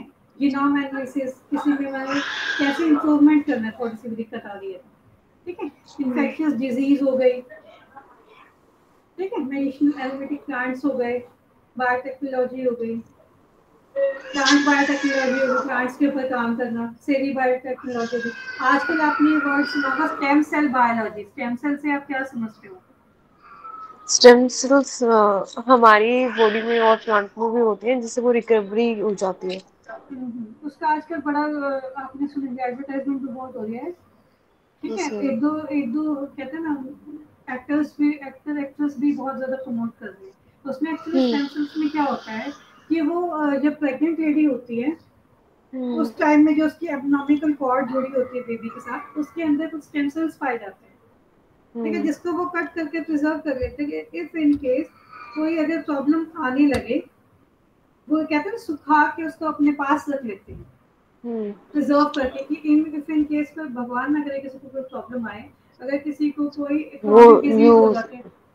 हाँ बोलो। उसमें फिर उसको आगे इसमें यूज कर सकते हैं। हाँ, वो उसको उसमें क्रॉनिक फेस में वो उसको यूज कर सकते हैं। डिजीज को उसमें से ट्रीटमेंट दे सकते हैं उससे। हाँ, तो बेटे ये भी बायोटेक्नोलॉजी की ही इम्प्रूवमेंट है। अगर सोचो बायोटेक्नोलॉजी ऑर्गेनाइजेशन ही काम ही ना करे इसके ऊपर, डीबीटी, हम्म तो क्या हम्म आम पब्लिक को इसके बारे में पता लगेगा? और सबसे ज्यादा नहीं। क्या, ये उन्होंने काम किया, मार्केट में लेके आए, पर मार्केट में फिर उनका लाने का तरीका देखो आप, कि फाइनेंशियली उन्हें सपोर्ट मिला तो उन्होंने किसी एक्ट्रेस को अवेल किया, उसको चार्जेस दिए कि आप हमारे लिए हम्म ऐड करो ताकि लोग अवेयर हो, हम्म ठीक है। तो ये एक तरीके से वो हो जाता है। जैसे आपने प्लांट बायोटेक्नोलॉजी, क्रॉप बायोटेक्नोलॉजी में भी देखा होगा कि कहते हैं ना, ये वाली आप क्रॉप में मेडिसिन डालो अच्छी ग्रोथ होगी, कपिला हम्म पशु आहार कभी सुना हो एड में, तो हर हम्म कभी मतलब रिकॉल करने वैसे ही रिमाइंड से सुनना। तो ये एक तरीके से ना क्रॉप मैनेजमेंट करने की, ये एडवर्टाइज करना, उनका मेन आम बंदों तक लेके आना, कि लोग भी उससे समझ जाए कि वो किस लिए यूज होता है। अब लोगों की अगर क्रॉप खराब होती है तो सबसे पहले दवाई लेने भागते हैं। सोचो अगर बायोटेक्नोलॉजी इसके ऊपर काम ही ना करता तो क्या वो दवाई लेने जाते? नहीं। तो इसलिए, और इनको काम करने के लिए साइंटिस्ट चाहिए। साइंटिस्ट को क्या चाहिए? पैसा। तो इन हम्म ऑर्गेनाइजेशन को चलाना, ये और फिर फाइनेंशियली सपोर्ट, ठीक है। इसकी इसका सार आप ये समझोगे कि रेगुलेटरी जो अथॉरिटी है ना हमारी, हाँ ये जी मैम। गवर्नमेंट एजेंसीज चलाती है, ठीक है। हर एक कोई भी रूल रेगुलेशन होगा उसके ऊपर एक बड़ी संस्था बैठी हो, चाहे फार्मास्यूटिकल इंडस्ट्रीज है तो उनके ऊपर डीपीसीओ वाले बैठे होंगे, या ड्रग कंट्रोलर ऑफिसर बैठे होंगे, उनके हम्म टाइट गवर्नमेंट एजेंसीज बैठे, तभी ये लोग रूल रेगुलेशन में काम करेंगे। अगर कोई एजेंसी बैठी ही नहीं है तो ये अपनी मनमर्जी चलाएंगे, चाहे हम्म वो, ठीक है, बनाने में ये टाइट होंगे, बेचने में भी ये टाइट होंगे। अगर सोचो वो रूल रेगुलेशन है ना, प्राइस करते तो मनमाफिक रेट लेंगे, क्या हम पे कर सकते हैं? नहीं। नहीं पे कर सकते ना। अगर मान लो किसी की एक 5 ग्राम की क्रीम की ट्यूब पे लिखा हो 1.5 करोड़, क्या आप परचेज कर लोगे? मैं परचेज करूंगी? नहीं नहीं। करेंगे। इसीलिए इन्हीं चीजों को टाइट करने के लिए डीपीसीओ बैठे हैं, या एनपीपी नेशनल प्राइस कंट्रोलिंग या ऑथराइजेशन या अथॉरिटीज है, ये बैठी हुई है। तो इसका बेटे हम्म सार ये समझना आप, कि regulatory authority are government agencies that regulate various areas of human activities for the benefit of public. Public, आम पब्लिक की बेनिफिट के लिए ये लोग बैठे हैं, या usually a part of executive arm है ये हमारे। अगर ये नहीं होंगे तो कुछ नहीं होगा, ठीक है। तो जैसे ये CD central drug control organisation हुई, नेशनल फार्मास्यूटिकल प्राइसिंग अथॉरिटी हुई, department hmm of science and technology हुई, ठीक है, आईसीएमआर हुई। तो एक तो ये टर्म्स आप याद करेंगे, और ये बैठी है, तभी ये रूल रेगुलेशन हो रही है। इसीलिए आपका है ना ड्रग रेगुलेटरी अफेयर, यानी कि ये सब्जेक्ट आपको रेगुलेटरी अफेयर के बारे में बताएगा, ठीक है। जैसे आप ये देख रहे हो सेल्फ असेसमेंट क्वेश्चंस हैं, नॉर्मली इनमें यही पूछा जाता है, सीडीएससीओ क्या क्या काम करती है, हम्म ठीक है, लॉज बनाती है, ड्रग कॉस्मेटिक एक्ट के नोटिफिकेशन करती है, ड्रग रिएक्शन है तो, ठीक है, ये आपके इस तरीके से आ जाता है, ठीक है। ये आप देख भी रहे हो स्क्रीन पे। Yes ma'am. अब ये बताओ कि इस यूनिट में आपको कोई क्वेश्चन अराइज करना है, कुछ पूछना है, कोई क्वेरी है तो बताओ। No ma'am. क्लियर हो रहा है आपको? Yes ma'am. ठीक है, क्लियर होना चाहिए। 5 मिनट्स का रेस्ट लो। दूसरा अगर इसके बाद नेक्स्ट यूनिट आपको करवाती हूँ, कर ओके लोगे? मैम। कैपेबल यस हो? मैम। बस यस ठीक है, मैम। 5 मिनट्स का रेस्ट लो, पानी वानी पियो। ठीक है, मैं आपको 5 मिनट्स में फिर ज्वाइन करती हूँ नेक्स्ट यूनिट के साथ। ठीक है मैम। ठीक है।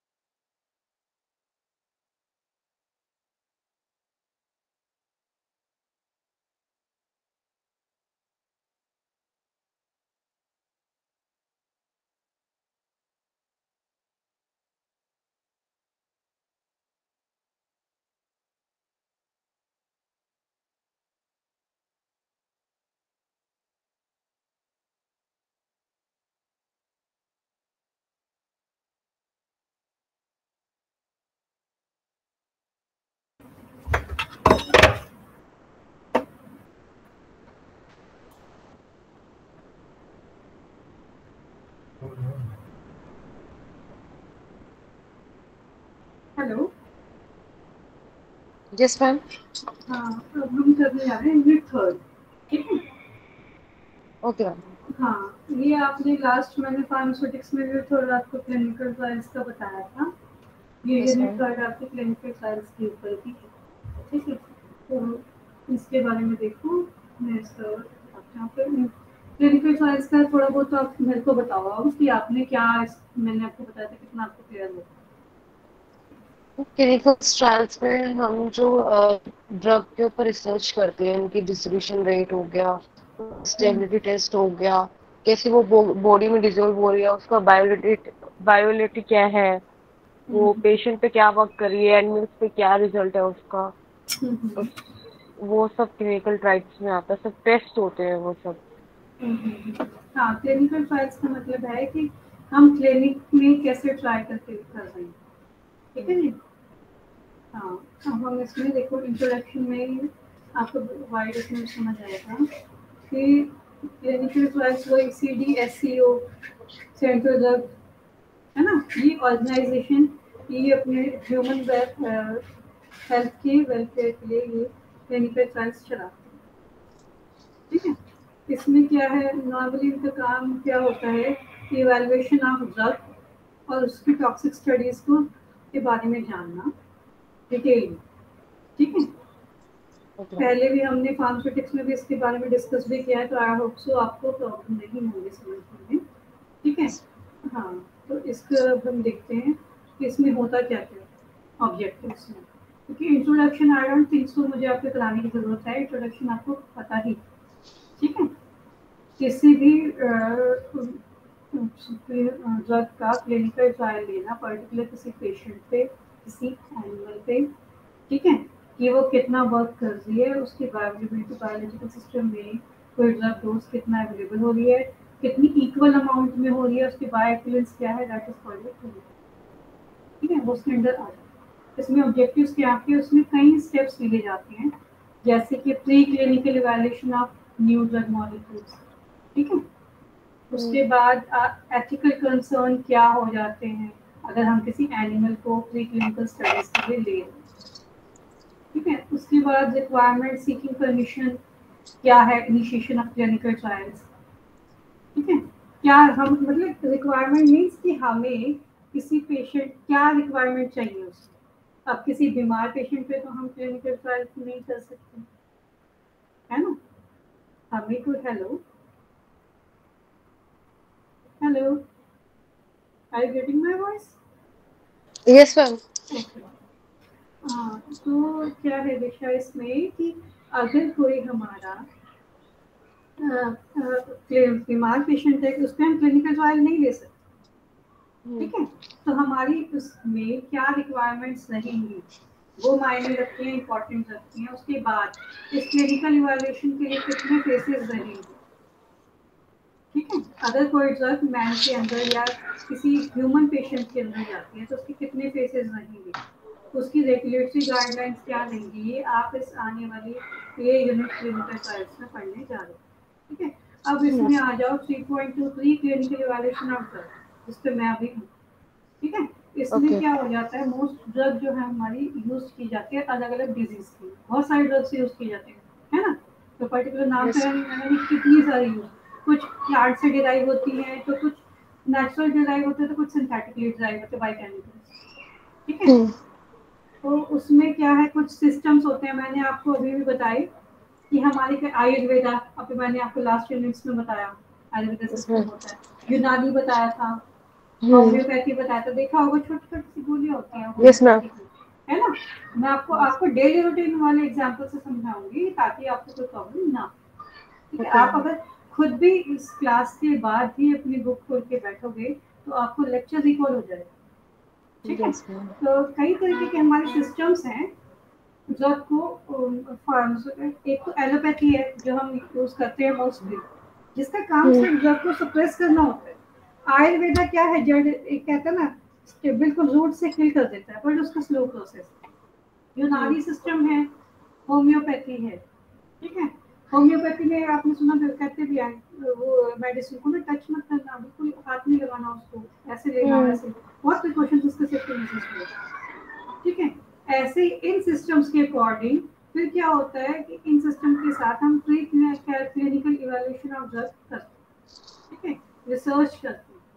जैसे पहले हमने यूनिट 1 और सेकंड में पढ़ा कि रिसर्च वर्क होता है ड्रग रेगुलेटरी अफेयर में, और ड्रग डेवलपमेंट, ड्रग हमारी ड्रग डेवलप हो सके अच्छे से अच्छा, जितनी अच्छी से अच्छी डेवलपमेंट हो उतनी अच्छे से अच्छी रिसर्च हो जाए, ठीक है, सिंथेसाइज हो सके केमिकली और नेचुरल सोर्सेज। मैंने कहा ना, ड्रग दो तरीके से डिराइव होती है, नेचुरली और drug derive from natural, that is natural drug, ठीक है, बाय प्लांट्स, जो मैंने बताया आपको गिलोय प्लांट की तो ड्रग है वो, जिसके गिलोय की टैबलेट्स आती हैं, यस मैम। नाम भी सुना होगा वर्ड आपने, अश्वगंधा सुना होगा, एडवर्टाइजमेंट में भी दिखाते हैं, तुलसी अश्वगंधा। ये क्या है बेटे, प्लांट से डिराइव नेचुरल ड्राइव होने वाली ड्रग है। ठीक है, सिंथेटिक वाली कौन सी होंगी, जो हमारे केमिकली ड्राइव होते हैं, जैसे लीवोफ्लॉक्सिन, ऑफ्लॉक्सिन, ऑफ्लॉक्सिन के लीवोफॉर्म, ठीक है, और सिट्रोजिन की लीवोफॉर्म, लीवोसिट्रोजिन, ठीक है, these are drive from synthetic by chemistry. By drug research हमने R&D किया, नई फॉर्म लिया है मार्केट में, दैट इज सिंथेटिक केमिस्ट्री। ठीक है, अब आ जाते हैं कि स्टेप्स प्री क्लिनिकल इवैल्यूएशन में क्या क्या होता है। Quantitative and qualitative evaluation of new drug. Quantitative meaning how much amount give to the patient, ठीक है, और क्वालिटेटिव का मतलब होता है कि क्वांटिटी तो हमने दे दी, तो उसकी क्वालिटी क्या है, उसकी क्वालिटी कैसे इवैल्यूएट करें कि वो अच्छे से जाके ले सके। ठीक है, और क्लिनिकल ट्रायल्स के लिए सबसे बेटर क्या है, ह्यूमन वॉलंटियर। मैंने आपको लास्ट फार्मास्यूटिक्स के लेक्चर में भी बताया था क्लिनिकल ट्रायल्स के बारे में, कि कुछ पेशेंट लिए जाते हैं उनकी मर्जी के अनुसार, उनकी स्वेच्छा अनुसार। स्वेच्छा का मतलब यस। स्वयं उनकी इच्छा, यानी कि ह्यूमन वॉलंटियर। ठीक है, और उनको जैसे कहते हैं रास्ते में बेगर्स हैं, अब उनको तो वैसे ही बेचारों को खाना नहीं मिलता, अब उनको क्या होता है, ये ऑर्गेनाइजेशन अपने साथ ले जाती है कि आपको खाना भी मिलेगा, आपको रहना भी मिलेगा, कपड़े भी मिलेंगे। एक बंदे की बेसिक नीड क्या है, यही है ना। तो क्या वो रेडी हो जाते हैं ह्यूमन वॉलंटियर्स। तो वो ह्यूमन वॉलंटियर्स इस क्लिनिकल ट्रायल्स के लिए यूज किए जाते हैं। मेन प्रायोरिटी न्यू ड्रग को इवैल्यूएट करने और उनकी मर्जी से बकायदा उनके लेटर के साइन कराए जाते हैं ऑर्गेनाइजेशन द्वारा। ठीक है, कि आपको इस क्लिनिकल ट्रायल्स के अकॉर्डिंग कुछ हो गया तो हम जिम्मेदार नहीं हैं, और ये साइन करते हैं, क्योंकि ये तो खुद ही बेचारे बेघर हैं, उनको तो घर मिलता है। तो ये फिर जब ये ह्यूमन वॉलंटियर्स को ले आते हैं, तो क्या होता है, इनको लेबोरेटरी में ले जाया जाता है, कुछ एनिमल्स को ले जाया जाता है, जैसे रैट हो गए, वो तो हमने लैब में किया होता है, लेबोरेटरीज पे कितनी ड्रग जा रही है वो चेक करते हैं। ठीक है, तो ये बड़ी बड़ी लेबोरेटरीज होती है जिनमें ह्यूमन्स के ऊपर भी काम होता है, एनिमल्स पे भी काम होता है। इनकी थेरेपेटिक एजेंट गिव उनको दिया जाता है, फिर क्लिनिकल इवैल्यूएशन मैन के अंदर देखी जाती है। इसमें क्या है, पहले तो उन्हें एक्यूट कंडीशन में देखा जाता है। एक्यूट माने छोटे छोटे जुकाम बुखार है ना, उनको उसके अकॉर्डिंग उन पे काम होता है। फिर अगर उनको कोई क्रॉनिक डिजीज, पे वो कैसे काम करते हैं उस पर देखा जाता है। ठीक है, फिर टॉक्सिकोलॉजी का, इनको टॉक्सिक इफेक्ट कितना हो रहा है किसी मेडिसिन का एट द सेम टाइम, उनका फार्माकोकाइनेटिक यानी कि ड्रग जा रही है एडीएमई प्रोसेस करने के बाद कितना उनके इफेक्ट कर रही है, कितना टॉक्सिक हो कि कितना निकल रही है एनिमल्स पे इधर ह्यूमंस पे, ये सब देखा जाता है। उनको अलग अलग रूट ऑफ एडमिनिस्ट्रेशन से उनको मेडिसिन दी जाती हैं। ठीक है, उसमें आ जाते हैं आपके steps in pre clinical evaluation, methods of developing new drug. ठीक है, प्री क्लिनिकल इवैल्यूएशन में क्या है, जो R&D करके न्यू ड्रग इवैल्यूएट हुई है उस पे काम होगा। Following two steps involve in pre clinical evaluation में क्या, एक तो वो कहाँ से ड्रग आ रही है, नेचुरल और सिंथेटिक। दूसरा स्क्रीनिंग, यानी कि क्वांटिटेटिव, पर्टिकुलर यानी कि 350 mg पर्टिकुलर एक पेशेंट को दे दी। ठीक है, उतनी क्वांटिटी 10 पेशेंट को आ दी, कितना इफेक्ट आ रहा है। फिर 10 पेशेंट का और लौट आया, उसको 400 mg दे दी, उनको कितना इफेक्ट आ रहा है। तो एक तो क्वांटिटेटिव एक्सपेक्ट देखना रहता है। अभी मैंने आपको बताया ना, सोर्स ऑफ ड्रग यानी कि these are the main sources, natural source और by synthetic. Natural source those drug which are derived from medicinal plants, जैसे कि डिजिटैलिस है, ग्लाइकोसाइड्स है, ओपिएट्स है, सिलिकोना एल्कलॉइड्स हैं, टर्मरिक भी ड्रग के तौर पे भी काम करती है। ठीक है, नॉर्मल मैंने आपको जो ह्यूमन होम रेमेडीज से भी एग्जांपल समझाए हैं, सिंथेटिक ड्रग हो गई। हाँ जी, सिट्रस फ्रूट भी होता है। हाँ हाँ। तो ये क्या है, वो नेचुरल सोर्स से ऑब्टेन हो रही मेडिसिन। सिंथेटिक में क्या होगा, सिंथेटिक में वो हो जाएंगे जो केमिकल से R&D करके या FND करके हम मार्केट में लेके आते हैं। उनका मेन मोटिव क्या होता है कि मोड ऑफ एक्शन मेडिसिन का अच्छा रहे और फार्माकोलॉजिकल एक्शन पेशेंट की बॉडी में जाके वो अच्छे से दिखाए। ठीक है, उसमें उनका मेन मोटिव क्या होता है, मॉडिफाई करना है, एडीएमई प्रोसेस को मॉडिफाई करने का होता है। एडीएमई का absorption, distribution, metabolism plus elimination. ठीक है, उसके बाद जब हमने नेचुरल सिंथेटिक ड्रग को डिराइव कर लिया, उसके बाद आप पेशेंट को इम्प्लांट भी कर दिया, उसके बाद नेक्स्ट स्टेप हो जाता है ऑब्जर्वेशन करते हैं हम, जिसको सेरेंडिपिटी भी बोलते हैं। ऑब्जर्वेशन में क्या हो जाता है, केमिकल सब्सटेंस से डिराइव करने के बाद फिर हम क्या करते हैं, देखते हैं कि उसकी डिस्कवरी करते हैं कि उसका कितना इफेक्ट जा रहा है, उसको मतलब पेशेंट पे कितना इफेक्ट कर रही है, बीपी कितना है, ठीक है। और कितना मतलब एक तरह से स्क्रीनिंग करती है। जैसे फॉर एग्जांपल आप देखो पैरासीटामोल है, इज द मेन मेटाबोलाइट। मैंने कहा था अमीनो, मैंने बताया था आपको फिनासिटिन एंड लास्ट। ये पैरासीटामोल कौन सी कैटेगरी में आती है? एंटी एनाल्जेसिक और एंटीपायरेटिक, फीवर के लिए और पेन किलर दोनों। अब एक तो पता है क्या होता है, इसको बोलते हैं एनाल्जेसिक, नॉट एंटी एनाल्जेसिक।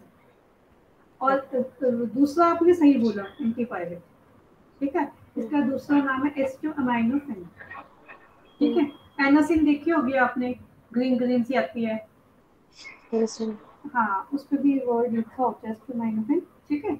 उसमें भी यही डला होता है। तो इसका एनाल्जेसिक स्लैश एंटीपायरेटिक लिखा भी हुआ है। तो एंटी एनाल्जेसिक नहीं, एनाल्जेसिक। एनाल्जेसिक का मतलब क्या होता है? पेन किलर, पेन को रिलीफ दे। हाँ, a drug which relieve the pain from patient body, ठीक है। एंटीपायरेटिक फीवर, फीवर के लिए यूज होती है। फीवर तो मुझे पता है, पूरी डिस्क्रिप्शन बताओ ना। तो तुम्हें को पता है फीवर होता है, फीवर को बुखार कहते हैं, उसका वो मैं मेन डिस्क्राइब करो ना। जब मैं इतना डिस्क्राइब करूँ कुछ तो आप भी कर दो, बताओ।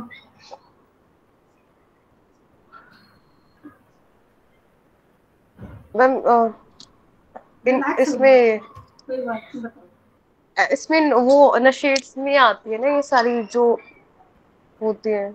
बेटा पेन ये पेन लीवर में उतना ही पता, इसमें तो पेन लीवर्स में आती है, प्रॉपर्टीज होती है। आप पूछ रहे हो बता रहे हो,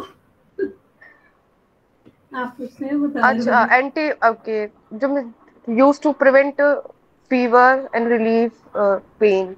सिंपल सी लैंग्वेज, इतना करोड़ों मरोड़ों नहीं उसको। आर्ट ड्रग, ठीक है, which relieve from temperature, simple. Okay. एक वर्ड, वर्ड्स ऐसे लो जिससे कि आपको इजी पड़े, ठीक है। This is kind of drug which relieve from temperature, जो डाउन करते टेम्परेचर, बस बात खत्म, है ना। एनाल्जेसिक जो पेन किलर है, this category of drug which relieve the pain, simple, है ओके। ना। हाँ, उसमें आ जाता है। उसके बाद जैसे एन एसिटाइल क्लोसिनामाइड है, इज द एक्टिव मेटाबोलाइट है क्लोसिनामाइड का, ठीक है। उससे वहां से डिराइव हुआ है। स्क्रीनिंग में क्वालिटेटिव इफेक्ट आ जाता है कि किसी जो मेडिसिन है उसके थेरेपेटिक एक्शन क्या रहते हैं, ठीक है। जैसे कि इन विट्रो, इन विट्रो मैंने कल आपको बताया था, इन विट्रो इन विवो क्या था। वो इन विट्रो इन विवो मैंने कहा था मुझे क्वेश्चंस पूछने की आदत है, पूछ लेती हूँ।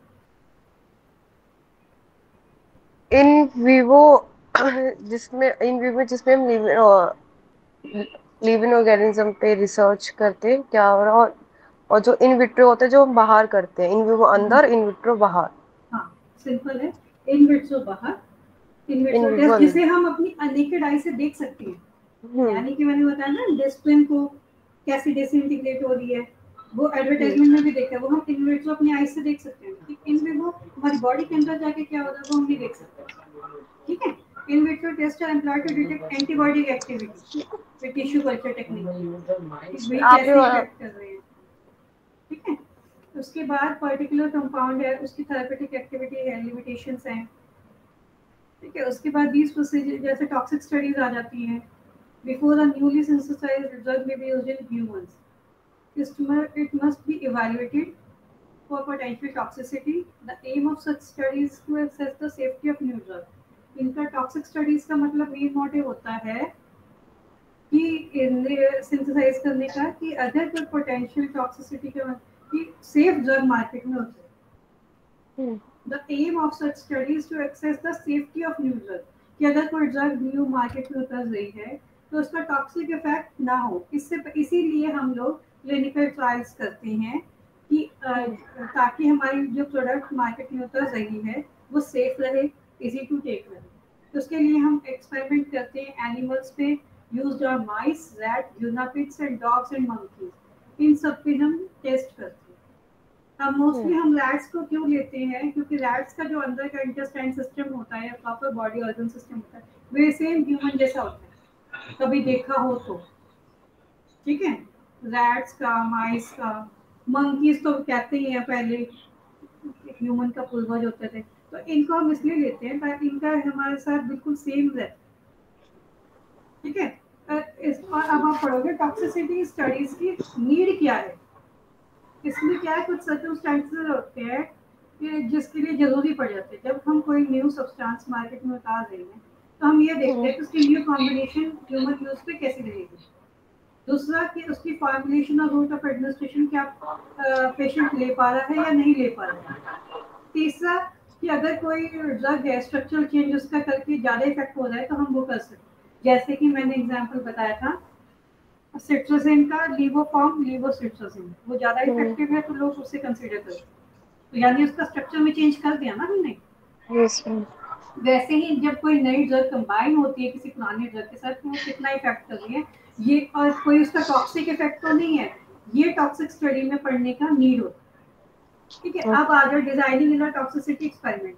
इसमें क्या करते हैं, क्यों डिजाइन करते, क्यों हम देखते हैं। सबसे पहले ड्रग जो कि एडिक्वेट अमाउंट में अवेलेबल हमें हो रही है, वो प्योर रहे, ह्यूमन बींग्स तक सही अमाउंट में, all physical and chemical properties उसकी प्रॉपर होमोजेनियस फॉर्म में बॉडी में जा सके। ठीक है, इसलिए हम डिजाइन करते हैं। दूसरा, एनिमल स्पीसीज पे हम क्या करते हैं, the study should be at least to in different species पे हम पहले उस पर एक्सपेरिमेंट करते हैं, जैसे कैट और डॉग, रैट और माइस। ठीक है, एनिमल्स लेके उन पे करते हैं। दूसरा, एज देखते हैं, यंग मिनिएचर एनिमल्स हैं उन पे कैसे इफेक्ट आएगा।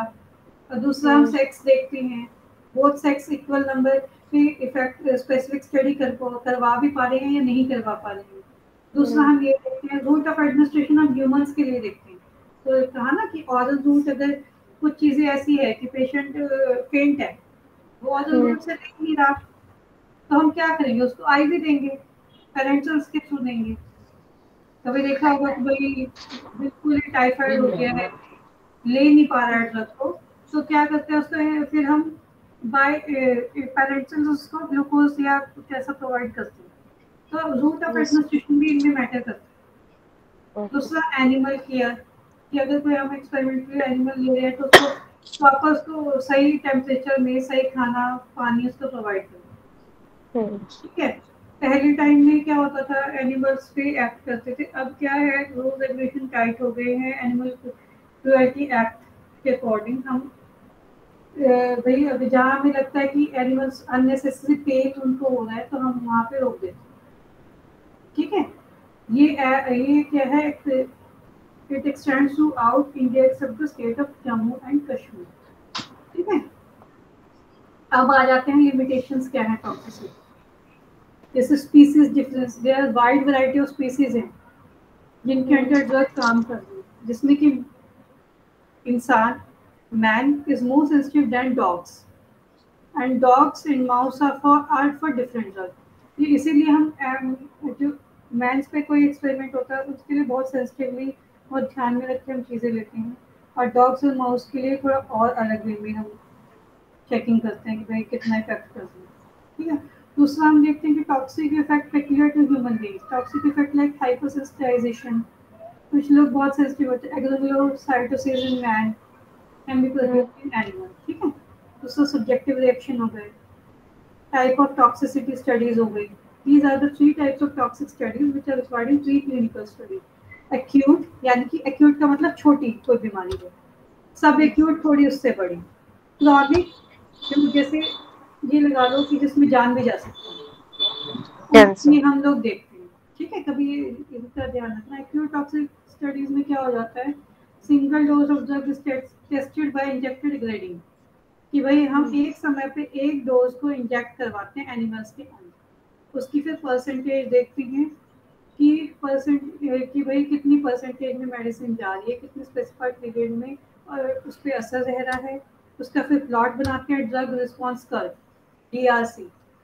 ठीक है, उसके बाद देखते हैं कि ड्रग कितना कैसे एक्ट कर रही है, क्या सिम्टम्स ला रही है।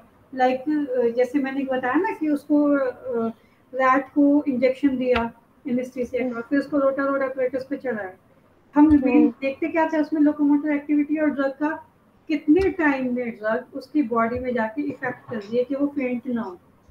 ठीक है, फिर वो दौड़ता था, रोटावेटर ऑपरेटर्स पे कभी देखा हो या वीडियोस में देख लेना तुम, ठीक है, यूट्यूब पे आती है कि वो दौड़ता है तो उसकी लोकोमोटर एक्टिविटी पहले फास्ट होती है, फिर थोड़ी स्लो होती है, फिर थोड़ी और स्लो होती है, फिर एक बार वो हाथ उसके टूट के वो गिर जाता है, यानी कि तब तक उस पर दवाई ने आराम कर दी। लिखा हुआ ना इसमें, मोटर एक्टिविटी, सेडेशन, एनेस्थीसिया। ऐसे हम सब ऐसे फिर हम क्या करते हैं, एनेस्थीसिया को चेक करते हैं। अब मानो कोई सर्जरी है, आजकल क्या है, लेडीज हैं उनके बेबीज भी सी सेक्शन से होते हैं, ठीक है, और नॉर्मल मतलब हार्ट ट्रांसप्लांट हो गया, बहुत ऑर्गन ट्रांसप्लांट इम्प्लांट चलते हैं। तो अगर सोचो एनेस्थीसिया पे काम ही ना करा जाए तो क्या हम सर्जरी वाली जगह उन्हें ले सकते हैं? नहीं। नहीं ले सकते ना। मानो इंजेक्शन लगाया, पेशेंट को असर ही नहीं हुआ, आपने उसको काट दिया तो बेचारा उठ के भाग जाएगा, है ना। तो ये जो क्लिनिकल स्टडीज होती है ना, क्लिनिकल ट्रायल्स होते हैं, उनके मेन मोटिव यही होते हैं कि जब मार्केट में कोई ड्रग उठते तो इतनी स्ट्रॉन्ग उठते कि जितना हमें उस पर इफेक्ट बॉडी पे चाहिए सिर्फ उतना ही दे, ना उससे कम दे ना उससे ज्यादा दे। तो इसके लिए हम कुछ ह्यूमंस को लेते हैं, कुछ एनिमल्स को लेते हैं, ठीक है, अलग अलग स्पीसीज में लेते हैं, ठीक है। एक्यूट कंडीशंस में कुछ इसी तरीके के एनिमल्स को लेंगे। सब एक्यूट में हम क्या करेंगे, जैसे 1 to 4, उसमें क्या 1 से 4 हफ्ते के लिए ड्रग को एडमिनिस्टर करा के देखेंगे, ठीक है। उसमें ये रिस्पॉन्स क्या है सिंगल डोज का, 1 से 4 हफ्ते में एक अमाउंट देंगे, कितना इफेक्ट आ रहा है। फिर उसके बाद लॉन्ग टर्म टेस्ट करके देखेंगे कितना इफेक्ट आ रहा है, कितना टॉलरेट कर रहे हैं, ठीक है। उसके बाद देखेंगे to provide sufficient evidence of safety, कि कितनी सेफ है, सुपरविजन, केयरफुल सुपरविजन में ह्यूमन बींग्स पे अगर करेंगे, ठीक है। ये है सब टॉक्सिसिटी की स्टडी, कि कितना इफेक्ट उस पर जा रहा है, कितना टॉक्सिक हो सकता है, कितना नहीं हो सकता, ठीक है। कि मेटाबोलाइज, फिर उसमें अगर ह्यूमन बींग्स में कहते हैं, लिखा हुआ है ना इसमें, first few doses observe to be given in human beings under careful supervision. यानी कि शॉर्ट टर्म टॉक्सिसिटी स्टडीज में हम क्या करेंगे, ह्यूमन बींग्स को देते पूरे सुपरविजन में रखेंगे उसको, कि कितना इफेक्ट जा रहा है, मेटाबोलाइज कितनी हो रही है, कोई ड्रग एक्सक्रीट कितनी हो रही है, फिर कितनी ड्रग उसके बाद टॉक्सिक कितनी है। जब एडीएमई प्रोसेस पे होता है ना बढ़िया, पहले क्या होता है, कोई ड्रग आपको दी, एब्जॉर्प्शन होगी, फिर डिस्ट्रीब्यूशन होगी, फिर वो ड्रग मेटाबोलाइज होगी, फिर वो ड्रग एक्सक्रीट होगी। पर क्या होता है, एक्सक्रीट होने के बाद भी कई बार कहते हैं कोई ड्रग रिएक्ट कर गई, एलर्जी हो गई, उसमें क्या होता है, दवाई ने तो काम कर दिया लेकिन बुखार उतार दिया, लेकिन उसने एलर्जी कर दी, यानी कि निकलने के बाद भी उसने कहीं टॉक्सिसिटी छोड़ दी।